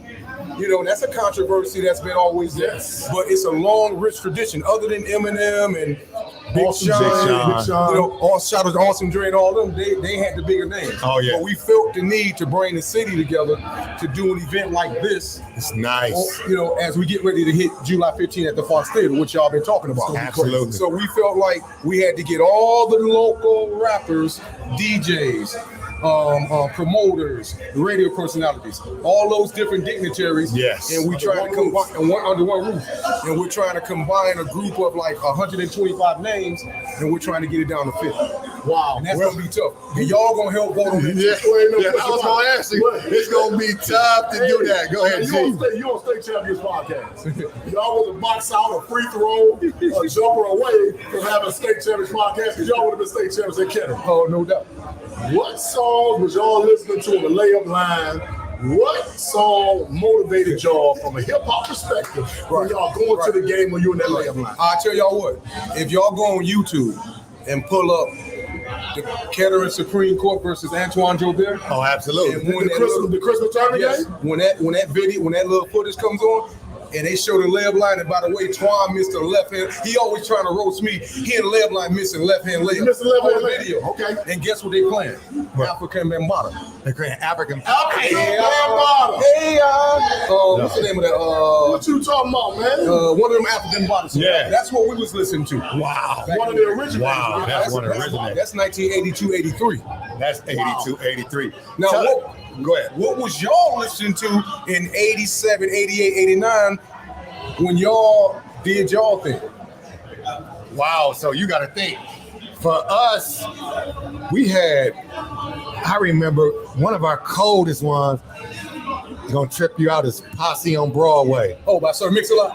Posse on Broadway. So hold on. So this is what they don't know. Yeah. So when me and Ralph pull up, now you gotta understand, it's no CDs and all of this stuff, right? Yeah. So when we pull up to the party, if it's an open house or graduation party, something like that, we gotta bend the corner one more time because we gotta hit rewind a little bit so we can get to Posse on Broadway again. My Posse on Broadway was almost our theme song. So I'll tell you what I know. Me and Kiss Sensation. Broadway from home and Black Men's Living with the same little bang and what's his name? Oh my God. But check it out. One thing people don't remember, in 86, 87, when we came out the locker room the second time, the Dream Team was in the house. Yeah. Dream Team was cold when we come out to that. When you look at hip hop and basketball, how it's so intertwined. You think about Allen Iverson and the braids. I remember Larry Bird said, "Hey man, I don't know what y'all talking about his braids and all that." Larry Bird said, pretty soon, you're going to look at all the kids and they're going to be playing basketball in cornrows. This is 15, 20 years ago. So again, basketball and hip hop is so correlated that it's unbelievable. So you look at what it's done for basketball, you look at what it's done for our culture, our community. But what I love about hip hop 50 years ago, 40-some years ago, is the positivity. Public Enemy. LL speaking about love. You know what I'm saying? I mean, love. He gave a love song. So now it's shifted a little bit. I'm glad for this type of form. Oh man, this was much needed, man. This was much needed. Absolutely. Because now we get some of the old heads, so to speak, back in the game and back thinking and back talking. And maybe we can help some of these young guys because again, we understand that hip hop really influences our community so much. And we want to try to get positive rap back to our young people because it's damaging our community. Hey, before I go, because I see a couple more people on the interview. Yeah. Before I go, I got to ask y'all this. Nobody asked y'all tonight. Who's your top 5 rappers of all time? Top 5? Come on. Top 5. I'm going to give you two, not in no particular order. I'm going to go, Jigga is one of my favorite. Jay-Z is his best one. So I'm going to give it to you. You got to have KRS One. I got to have Tupac. I got to have Big. Dang, my fifth one. Give me the fifth one, man. My fifth one, if I had to roll with somebody. You want to say, give it to us. Ooh, nope. It's probably going to be, I'm going to go Nas. That's a good 5. That's a good 5. Give me a 5. So listen, you got Nas. When you came out with Illmatic, Stillmatic, it cemented him, right? Rakim, Bad Boy. Knowledge reigns supreme for who I am. So you're a philosopher. Cold State. Listen to me. July 15, baby. Oh, man. Who your other 2? Jig, unbelievable. Okay. And who your last one? The revolutionary himself, man. Machiavelli, man. Tupac. Okay. Came out with it, Real quick. man. Rakim, Nas, Jay-Z, Biggie, KRS One. And I'm out. I love it. I can roll with it. Hey, let me ask you this. One last thing. Because you're a historian, you're a bona fide legend. I coached your son in high school. Oh, no doubt. Should have been Mr. Basketball. City champion. It's crazy because I would have had my 3rd Mr. Basketball this coming year. We'll talk about that later. Wow. Now, I want you to think about this. One of the greatest, your top 3 programs in the history of the state of Michigan, City of Detroit. City of Detroit, top 3 programs ever. Oh. Top 3 programs ever. Top 3 programs ever. Where you going? Where you go? Okay, no particular order? No particular order. Cooley, Southwestern, and Pershing. There we go. There we go. There we go. You set it down. Hey, you set it down now. You said it. You set it down. You said it on national TV, baby. All right. We're going to bring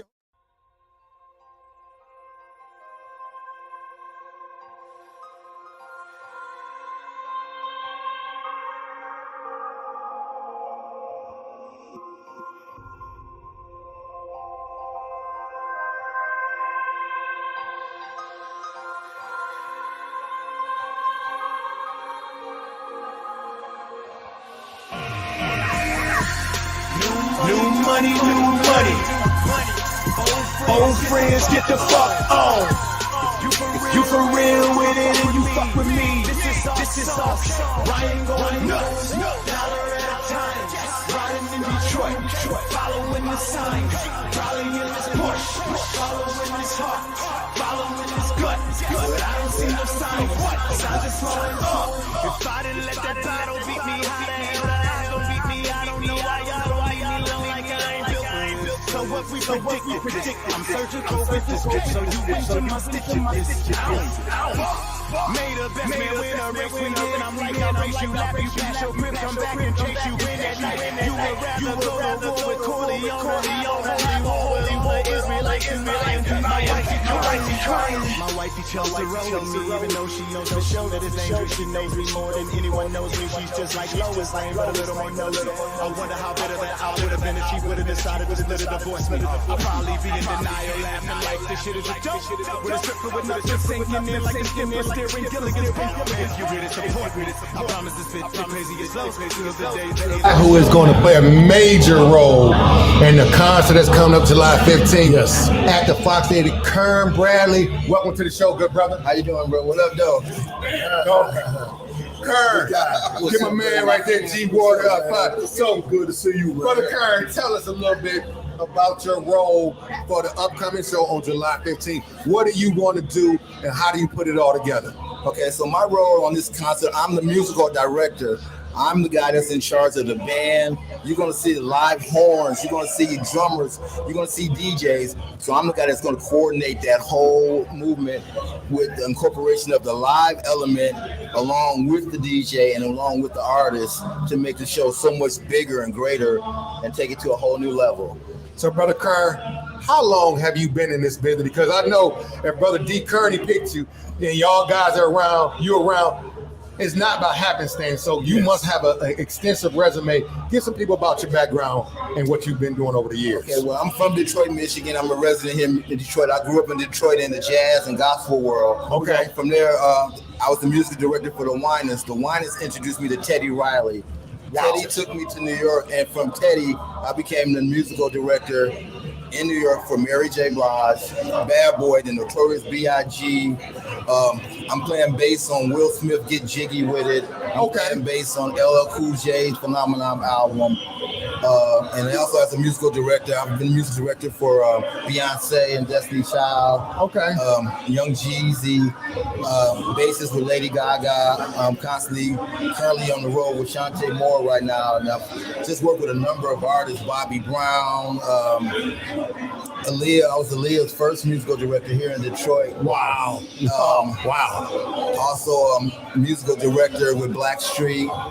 Yeah. Everything that Teddy's done, worked with him throughout the years. Most recently, I've been working with Nicole Scherzinger from The Masked Singer. David Foster. And after the pandemic, I started working in China, so I'm also doing Chinese K-pop with an artist called JJ Lin over in Asia. Wow. So obviously your background is extensive. So what does this hip-hop concert mean to you? It's the 50th anniversary. What does it actually mean to you personally with so much experience that you've had over the years? Well, I'm glad that they were actually incorporating the live element. I'm an instructor at Motown Museum as well, and letting people know that it's cool to be a musician. Oh, absolutely. The musician part of it. Without the samples and the loops, when you break it down, it goes back to a real bass player, a real guitar player like Chic, all the Message and Rappers Delight. That was Chic and Bernard Edwards and Nile Rodgers. So it goes back to the original elements of where it all comes from. Hip hop wasn't created from live instruments. So what my job is to incorporate the live, keep it street, keep it gangster, but keep it sophisticated with the musical arrangements and live horns. Wow, man, G, I know you got a question. So let me ask you this. Yes, you know, as we climb, we always supposed to pull. And you a historian, you a legend in this game. Who's the next you? Who are you pulling up? Who are some of the young guys that you see keeping this music thing going and keeping hip hop alive? Well, here in Detroit, there's a young man by the name of Brandon Rose, who's a bass player, just graduated from University of Michigan. Okay. Local guy, church guy. Now he's just got his degree. People like Justin Lee Schultz, who's an amazing musician from this area. And it's so many, you know, kids at Cass Tech. They have a great music department over there. And then through the Motown education, we're discovering a lot of new talent and singers and vocalists here in the city of Detroit. Wow. So I know we're looking forward to the 15th of July. What do you anticipate? Because again, Rakim has been here before. Some of these guys have been here, but this has a whole different feel right now. Yeah. What do you anticipate July 15th looking like? Is it going to just be totally bananas? Because everybody's coming out and the momentum has been gaining and gaining and gaining.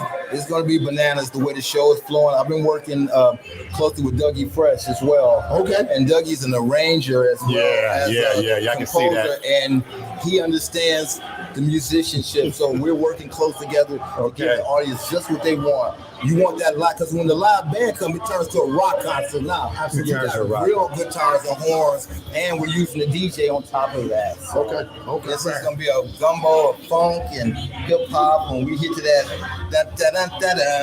jungle boogie, it's going to be live. We're going to do it too. We're going to do it too. But we're going to see. Brother Kern Bradley, we appreciate you coming on the show, man. You know we're going to be in the building for sure. So we see you there. We want to see what you actually going to do. Y'all, man. We can't wait. We appreciate all your contributions too, man. I love it's my hometown. I got to show off, so come on down. You got to. We're going to make this thing right. Oh, yeah. All right, bro.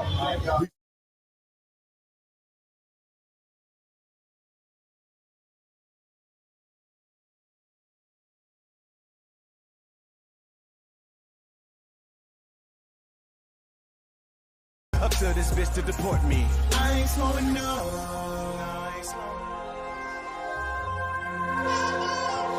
I ain't slowing no.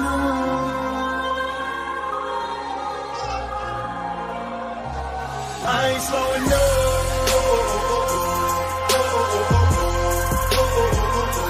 I ain't slowing no.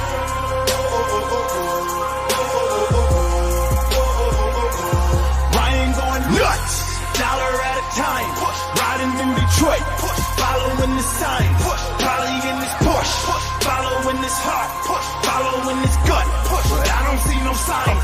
Signs are slowing up. Never nearing completion. My only fear is my beloved fear of the overthinking. But me seriously thinking that I can seriously be scared of anything. It's just me seriously overthinking it. I'm so focused, I'm borderline bored with blinking. I'm more than a mortal mind can absorb. I'm aligned with more than just God. My alarm sounds in orbit to remind me there's a line at the door. That my soul needs to be lowered down just to tour. And I'm sober, so in order to perform, I probably gotta slow the flow down even more. While I scroll through the Quran and the Torah, the Bible, while I'm trying to decide, am I more ahead of my time or before? Shit, I don't know, I just know where I'm headed toward. And that's in the checks in the comments direction. Collecting as many dollars, disrespecting this ebonics will get me. Dodging that drama till karma finally decides to forget me. Hoping nobody will try to upset me or catch me with my cash low. I'm hitting every platform, I'm touching everything except my plateau. I ain't slowing down. I ain't slowing. I ain't slowing.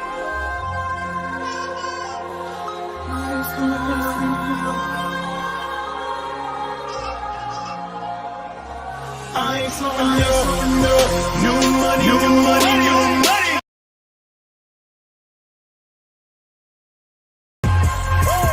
Old friends, get the fuck on.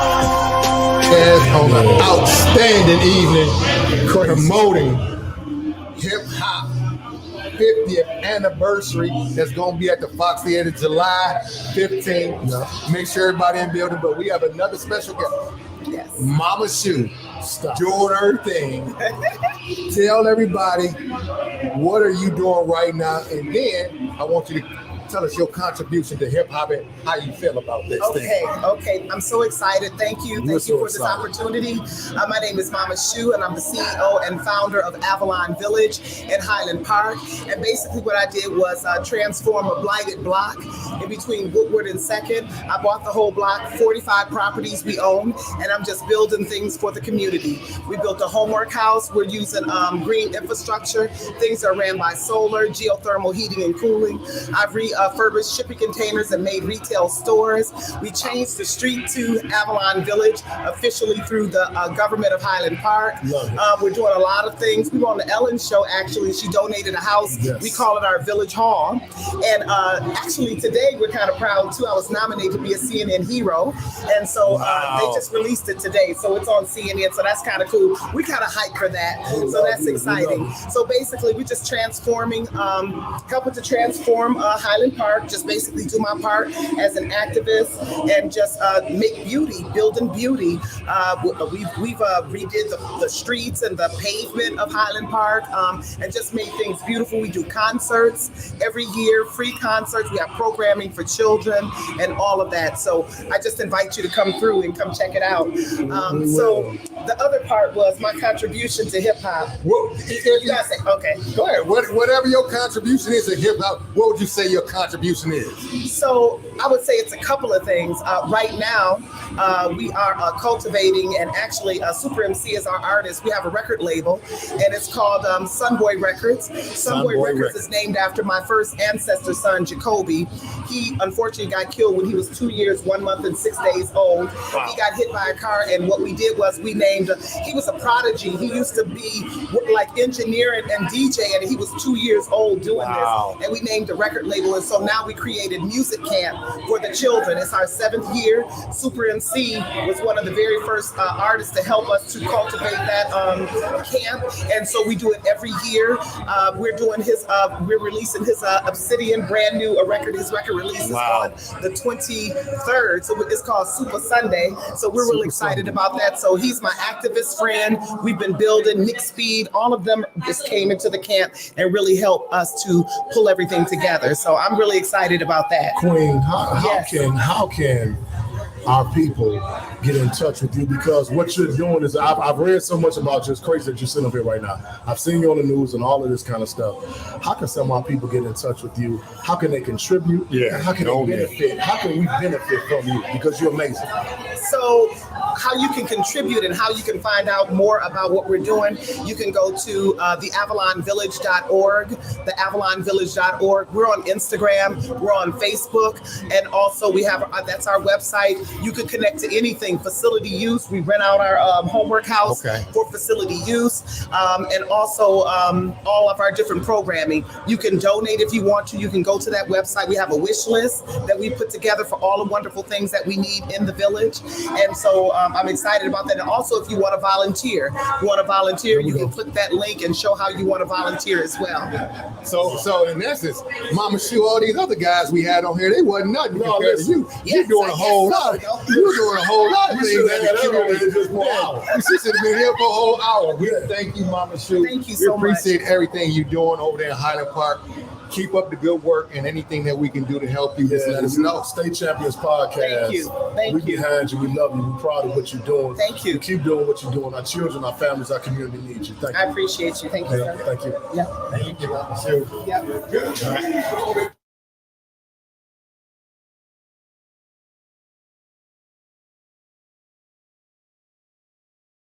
Real nigga and you fuck with me.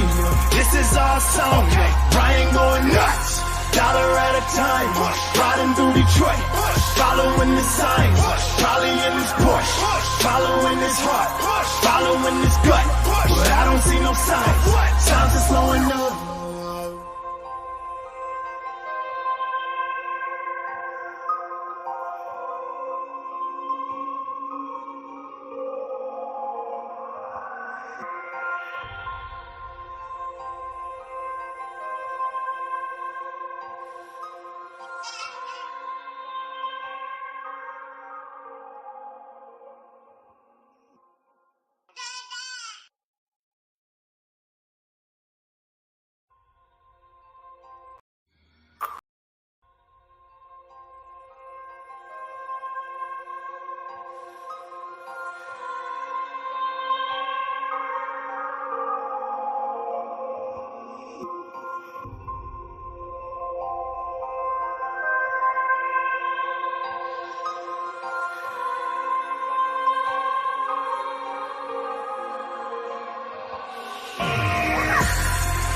New money,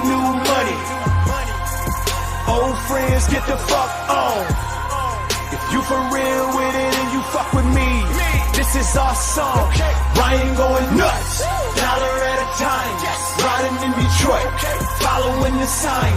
Probably in this push, following this heart, following this gut. But I don't see no signs. Signs are slowing up. If I didn't let that bottle beat me, how the hell the odds gon' beat me? I don't know why y'all don't leave me alone like I ain't built for this. So what we predicted this.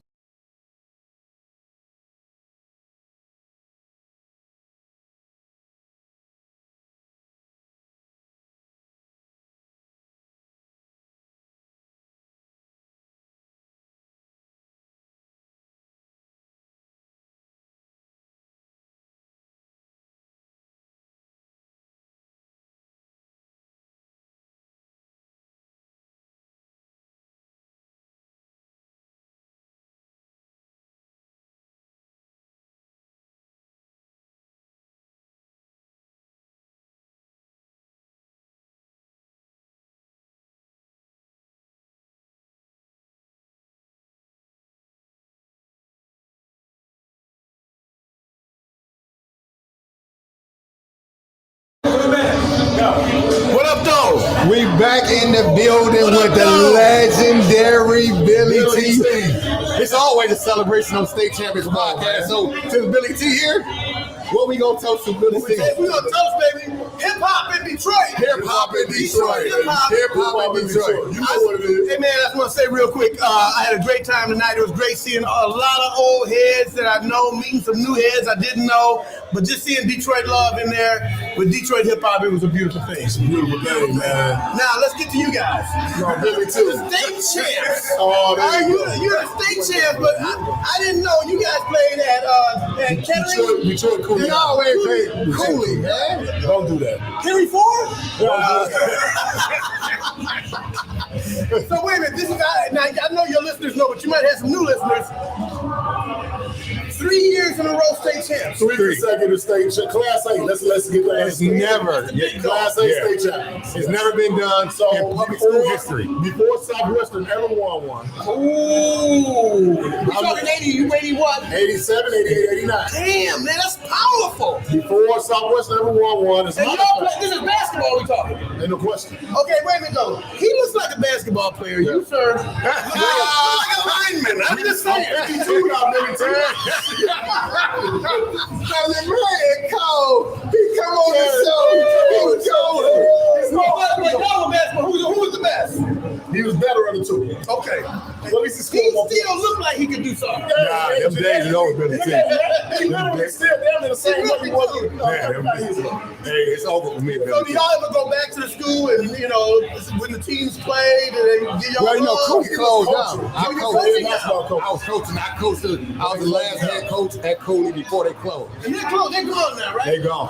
The school is still there, but they closed it down in 2010. Okay. Yeah. Wasn't somebody trying to buy that or do something? Yeah, Coach people been trying to buy it. They're going to try to do something. The building is still there. It's still there. And you do coach now. I'm the head basketball coach at King High School. At Martin Luther King High School, one of the big schools in town. Great football program. Yeah. How's basketball doing? We won two of the last 3 city championships. Get out of here. Yeah. Cause y'all beat Cash, right? They beat us this year. They won Cash on state championship. Oh, Cash beat them. Nah, look at Billy T. Nah, Billy T cool, man. What does that still like you killers, man? Tell us about this hip hop thing. And what you've done to contribute hip hop, man. You've been around. No, I didn't do nothing, man. They gave me a microphone and said, you know, just talk. You know when you're doing something that you just like, okay, y'all were playing basketball, your goal was to win a championship, and you did that, and you trained for it. Being on the radio, I didn't know what the hell I was doing. I was just playing music. Right. But I knew that there was something with this hip hop. And when I went on Billy T and the DMZ, y'all don't know if y'all remember that or not. Okay, late 80s. Yeah, y'all absolutely. We graduated in 88. So you might, before y'all went to college, you may have heard me a little bit. So they gave me this overnight slot, and they said at GPR at the time, things are formatted now. Oh, yes. Okay, when you listen to the radio, you know what you're gonna hear, and that's the station I like because they play the music I like. Yeah, there you go. At GPR, they didn't have a format. They were just, you better know your stuff. Yeah, do your thing. You better do your thing. So they gave me the overnight shift, midnight till 6 in the morning, which is the longest shift, 6 hours, and let a young brother do his thing. You got that.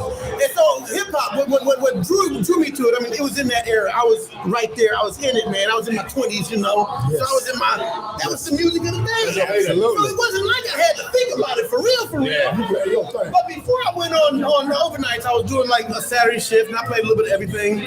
But as I rode around the city and I went to nightclubs, the music that was played was house music or Detroit techno music and hip hop. Yes. And then I'm riding by people in the car and they, man, I'm hitting the button. I'm like, that ain't on the radio. If I want them to listen to me, I gotta play that. So I just started getting in. I mean, I was in the hip hop, but I just really said, this is where I want to be. Gotcha. So I started playing hip hop at midnight, Billy T and the DMZ. And like I said, the DMZ consisted mostly of hip hop, a little techno because I met the godfather of techno, Wright Atkins. Mustafa Ali, the Jit Master. That's the Jit Master right there. Like 82 years old and still Jit. Wow. He's a bad boy. So anyway, Wright Atkins, and I'm gonna tell you, I don't even remember where I met Wright Atkins. Y'all know who that is, Wright Atkins? No. Y'all don't know Wright Atkins? You familiar with techno music? Yes. Detroit is known for techno. Yeah. House music was out of New York and Chicago. So these cats from Detroit, Wright Atkins, Derek May, Eddie Flash and folks, and Kevin Saunderson are considered the godfathers of techno in Detroit. They changed the game. All these European cats come over, they all learn from Wright Atkins and those guys. So Wright Atkins did a mix for me. Okay. Like about 3 in the morning after I played the hip hop. Okay. Wright would do a techno mix. Wow. Okay. Wow. And again, it's funny. We gotta wrap it up already. Damn. Go ahead. Let's keep going. Anyway, I'm just reminiscing now, man, because I had so much fun on the radio doing what I wanted to do. Okay. It didn't seem like work. And Eddie folks came down one night and he brought me his record. He said, Billy T, he said, you killing them out here. I said, what you talking about? He said, man, they feeling you.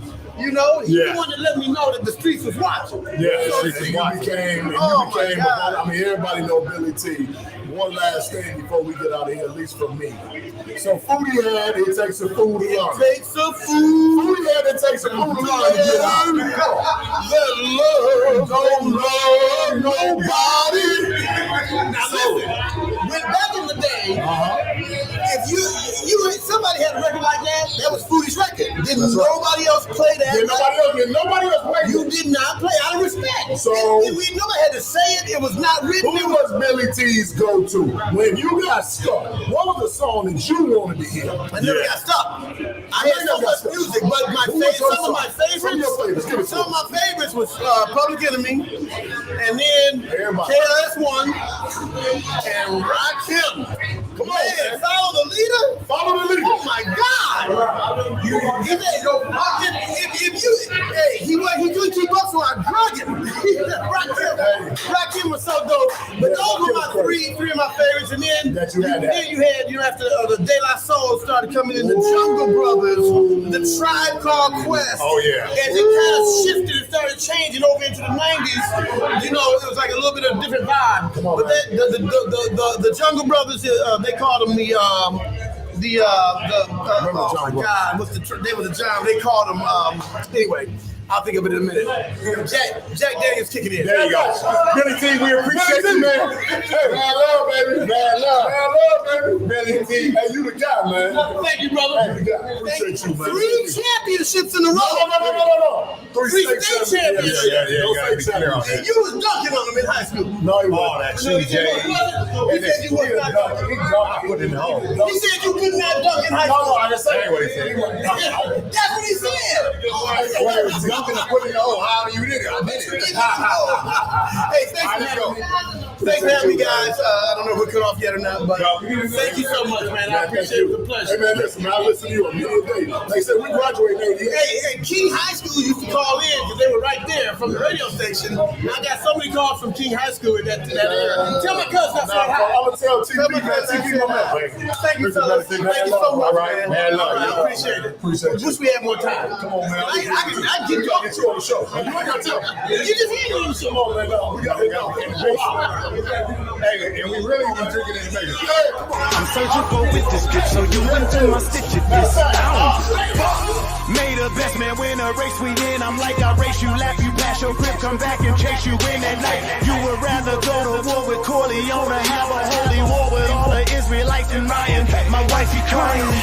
My wifey chose to roll with me, even though she knows for sure that it's dangerous. She knows me more than anyone knows me. She's just like Lois Lane, but a little more nosy. I wonder how bitter that I would have been if she would have decided to split or divorce me. I'd probably be in denial, laughing like this shit is a joke. With a stripper with nothing sinking in like the skipper steering Gilligan's boat. If you here to support me, I promise to spit the craziest flows till the day the aliens show up to this bitch to deport me. I ain't slowing up.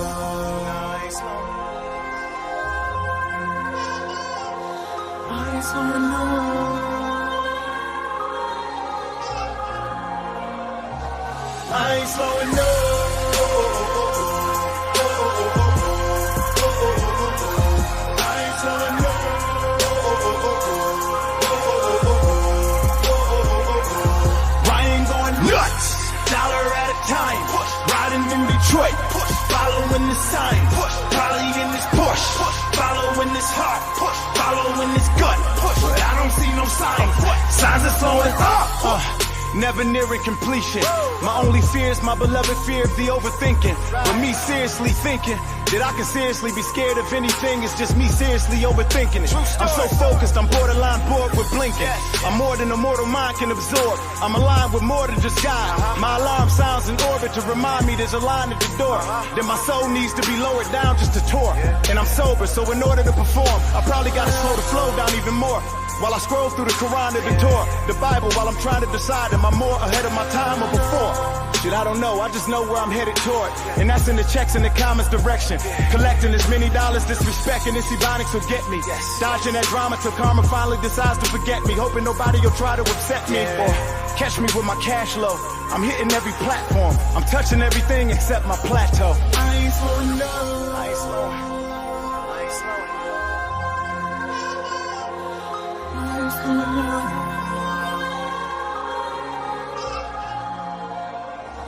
I ain't slowing up. New money, new money.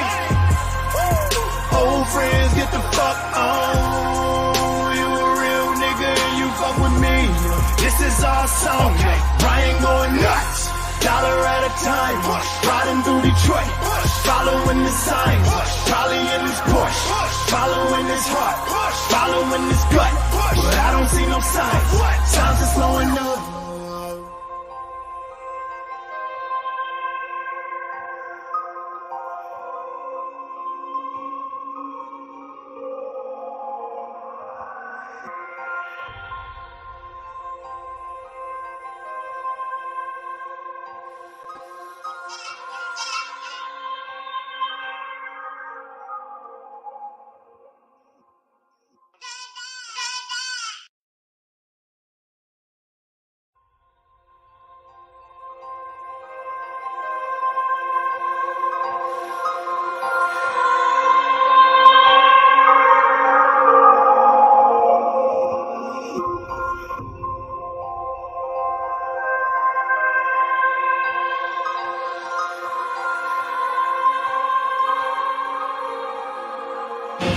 Let's go! My fault, go ahead, don't show my bad. We live on the state championship, baby! 50-50, let's go! Listen! Hold on, time out. Man, no, you good, baby. No, listen. Okay, man, listen. We live. Hey, brother Steve Coleman, Let's go. QTMC, You know it. and VIP is in the building. State Champions Podcast. We're in the basement. They say they're the younger hip hop guys. QT, you can take over the show. Tell us what you've done in hip hop and your contribution, Okay, baby. now we talking about young, right? We gonna say young. We started when we were 14. I was 14. You were 15, right? No. I was 14. 1986. 1986, right? Okay. We made the song "My Buddy" on WJLB, FM 98. Hold on. How did my buddy, and me? So we was little though. We was young, right? Okay. And then we had limousines picking us up from school, dog, everything. We was on show. We went on tour with the Salt Pepper and the Fat Boys, all that long time ago. LL Cool J. That long time ago. Hold on, man. And we still here. Hold on.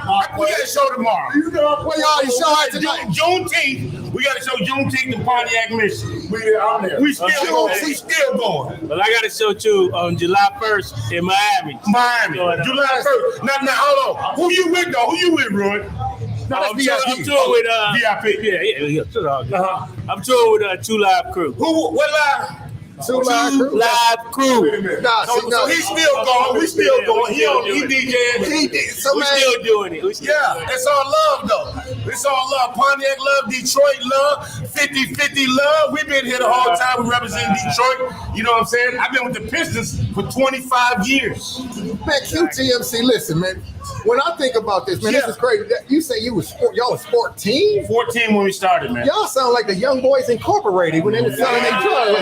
Y'all was in it so long, man. Right. It feels something like that. Yeah, we were young boys. We were young. Doing stuff we weren't supposed to be doing.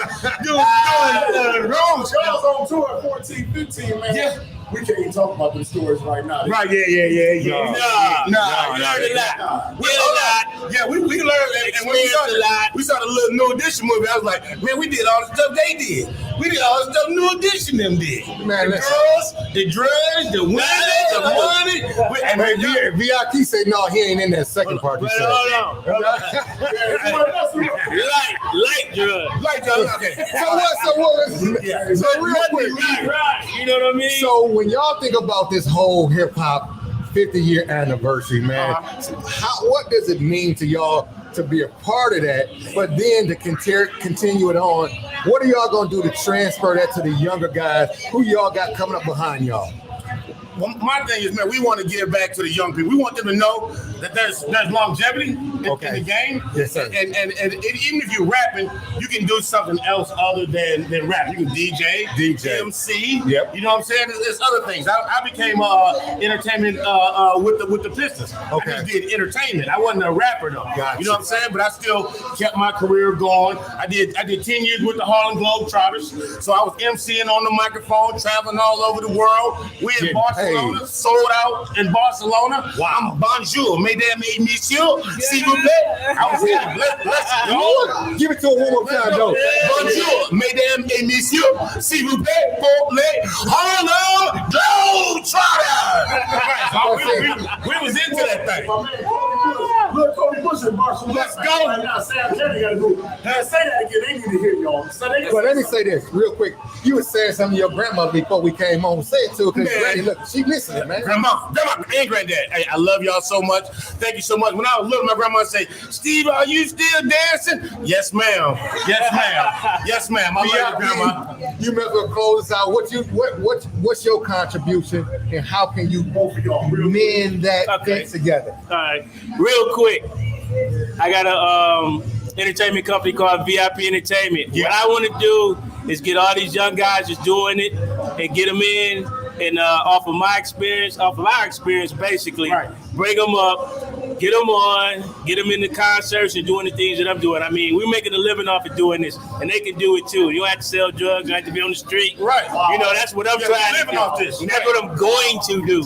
Right. So that's what's up. We've been living off this since 1986. Exactly. Since 86, since my buddy. Yeah, my buddy. He's still doing it. Exactly. Love, it was about making a way. That's what it is It's about selling dope and killing somebody. Hey, we ain't got to do that. We ain't got to do that. We ain't got to do that. As y'all climbing a lot of keep building somebody. Exactly. When I was the MC for the Globetrotter, I brought a guy on. Hey man, I got a job for you. Come on, can you MC? Let's go, dog. Do the work. When we got out there in front of 20,000, when he got out there in front of 15,000, he was like, man, I can't. When you walk out there in front of Madison Square Garden, when you at the Garden, it's totally different. When you at the Staples Center, it's totally different than being, you know what I'm saying? Around your homeboys and your grandmother in the backyard, it's a real thing. Then you gotta wake up. But QTMC, VIP, we appreciate y'all guys. Coming on the show. Keep going. Let's go. We got the trophy, baby. That's crazy.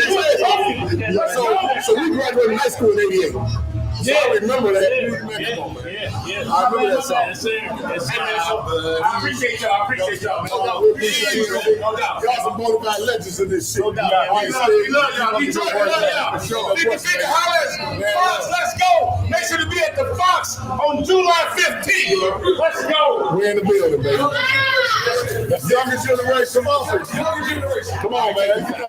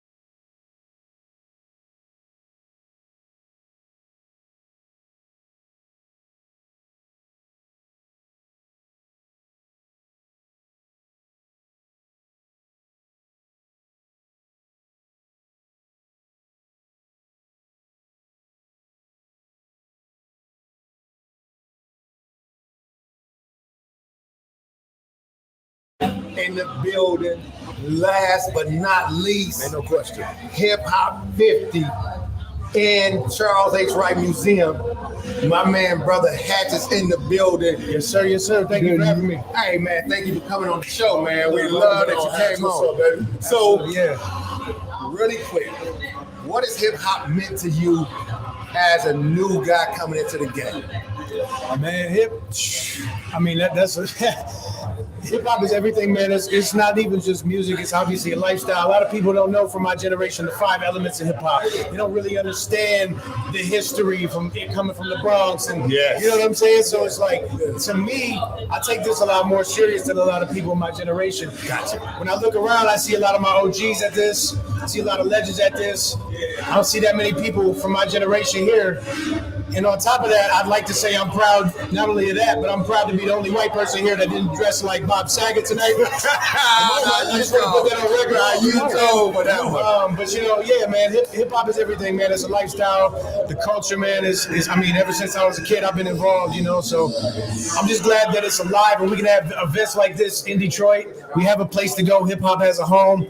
You know what I mean? So I'm just happy to be here, man. You know what I mean? Give it up for hip hop, y'all. No doubt about it. No doubt. Give it up for hip hop. So where do you see hip hop going in the next 10 years? Because right now, when hip hop first started, George mentioned this early in the show that it was all about love. Yeah. And now it seems like it's matriculated to this place where a lot of people are getting killed, violent. Well, what do you see it being in the next 10 years? As far as the violence and whatnot, I kind of feel like that. I mean, we won't get into it, but I feel like it's a little bit of a conspiracy type of shit. You know what I'm saying? But that's another conversation. But right now, it's kind of crazy because lyrics are coming back, which is perfect for Detroit. I like it. We breed MCs here. I consider myself an MC. I don't tell people I'm a rapper. I say I'm an MC. Ooh, you know what I mean? So you know what I mean? But the lyrics are coming back, which is dope. I hope in the next 10 years it doesn't get too taken over by this AI movement. That's going on. I heard in China that like 7 out of the 10 songs in the top 10 were AI.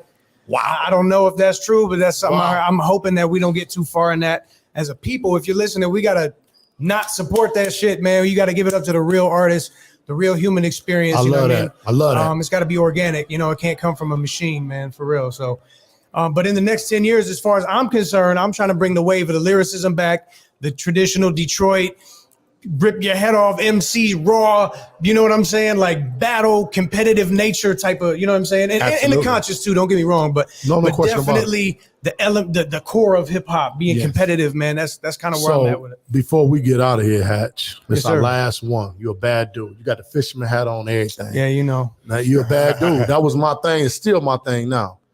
What are you doing right now? What project you got going on before we get out of here so the people can see you, the people can hear you? I'm glad you said that. I'm gonna give y'all an exclusive right now. I got an album coming out very soon called Dirt and Diamonds. It features a lot of people from legendary Detroit artists like Bizarre from D12, Marv One, you know what I mean? Legendary battle rapper. I got people like 38 Special from out in New York. I got King Crooked from out in Cali, or Crooked Eye, you might know him as that. A lot of dope appearances on this. Is gonna be a big deal for me. I'm gonna be really putting a lot behind this. A lot of people, a lot of strings were pulled to bring this together. So look out for that. Hatch Wise Guy, Dirt and Diamonds. It'll be coming to you later this year. And I'm excited, man. It's about to be going crazy. We're excited for you. We appreciate you coming on the show. State Champions Podcast. It's in the building. And if I just want to say this: if you're following me, if you're following this, follow me on Instagram, every social media platform, Hatch Wise Guy. You can find me everywhere on the internet, Hatch Wise Guy. Spell it out for them, make sure they got it. Hatch, Hatch, Wise Guy, regular spelling, WISEGUY. My man, get us out of here. Appreciate you guys. Looking forward to seeing you in the future, man. Thank you. When you blow up, we're going to show everybody. Oh, yeah, we're going to get matching bucket hats. Come on, man. Yeah, we gotta, you got to have a State Champions podcast. Man. You got to get that. My man. I'm here. Man, love, man. Appreciate y'all. Yep. Be safe. Then we're going to wrap it up. Yep. Appreciate it. Thank you, man. All right, y'all.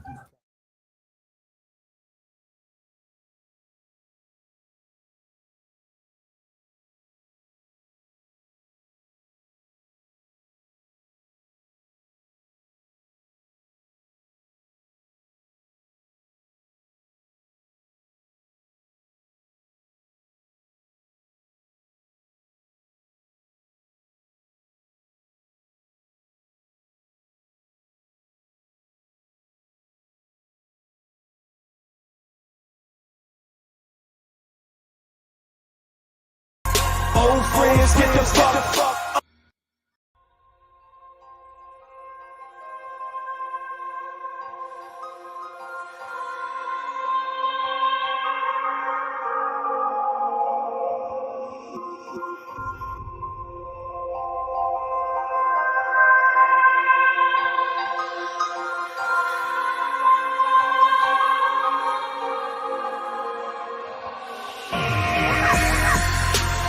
Money. Old friends, get the phone. If you for real, you fuck with me. This is our song. Ryan going nuts. Dollar at a time. Riding through Detroit. Following the signs. Probably in this push. Following this heart. Following this gut. But I don't see no signs. Signs are slowing up. If I didn't let that battle beat me, how the hell the odds gon' beat me? I don't know why y'all don't leave me alone like I ain't built for this. So what we predicted this. I'm surgical with this bitch. So you into my stitches this. May the best man win a race we in. I'm like I race you, lap you, pass your grip, come back and chase you in at night. You would rather go to war with Corleone or have a holy war with all the Israelites in mine. My wifey crying. My wifey chose to roll with me, even though she knows the show that it's dangerous. She knows me more than anyone knows me. She's just like Lois Lane, but a little more nosy. I wonder how bitter that I would have been if she would have decided to split or divorce me. I'd probably be in denial, laughing like this shit is a joke. Man, State Champions Podcast was in the building tonight. Charles H. Wright, African American Museum. Something different. It went down. Crazy. 50th hip hop this year. Yep. Detroit honors, man. It was special. It was crazy. People was in the building. Yeah. All the legends were here. Yeah. Man, so G, how do you feel about tonight? What do you think is going to happen in the next couple of weeks in trying to get down to this 50 of the top people? DJs, producer, venues, all the influencers, rappers, everything, MCs.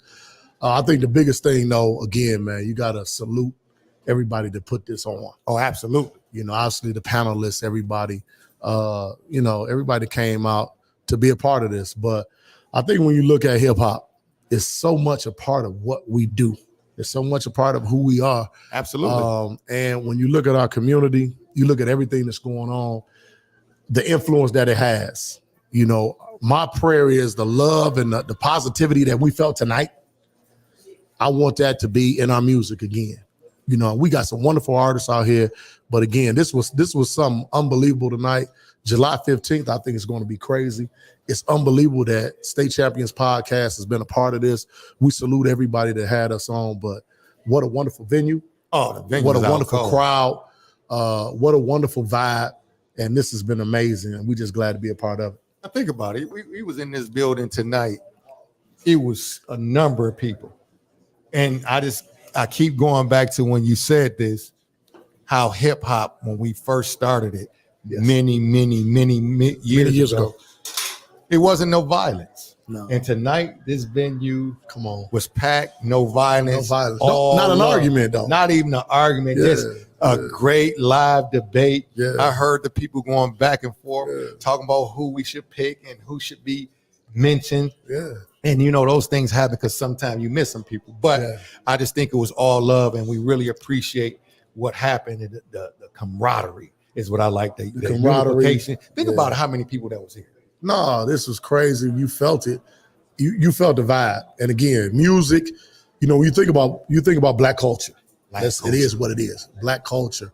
Music does something for us. And obviously it had to be a part of what we did to make us feel good about a lot of things. So hip hop really has taken this thing to another level. So when we look at ourselves, we look at the music, you listen to hip hop, you see and feel so much love and you feel so much positivity from where it started. Now I want the young guys to look at their predecessors. Absolutely. So Rakim is here, right? He'll be here July 15th. Rakim KRS-One, you look at it. Dougie Fresh. Those guys need to really listen to the music. So, you know, when you look at younger players and they talk about Kobe and MJ and all of these guys, these young guys had to look back to them to see how the game was played. Absolutely. The young rappers need to do the same and realize that our community has been impacted by the violent nature and the violent tone of the music. Let's get back to who we are and what we are, and let's save our people, man. Let's save our families. But tonight, I think it's a great start. It's a wonderful start. Salute to the guys that put this on, and it's amazing that State Champions Podcast, we in the basement still. Yeah, we still in the basement. We just in a different basement, baby. Just in a different We're in a different basement, baby. Hey. Yeah, your bar ain't even up here, so you can't even be all like, because I made this. You ain't made none of this. I think You know I what I'm did. saying? I had a little part. You had something to do with this? Yeah, I helped build this too. Man, we some bad boys to be in here, man. We trying to uplift the community, and we trying to teach the community. I think after it's all said and done, for us to be here tonight, I think it's a culmination of a lot of things. Hey, people, listen to us. We're trying to help you. We're trying to help us. Let's make our community better. Hip hop has been too major to us to ignore what it started out as being. We love y'all. Ralph gonna get us out of here. No, I don't even know to say no more after that. Peace, and we out of here. We out of here. Love y'all. The champ is here. The champ is here. The champ is here. The champ is here. The champ is here. The champ is here. The champ is here. The champ is here.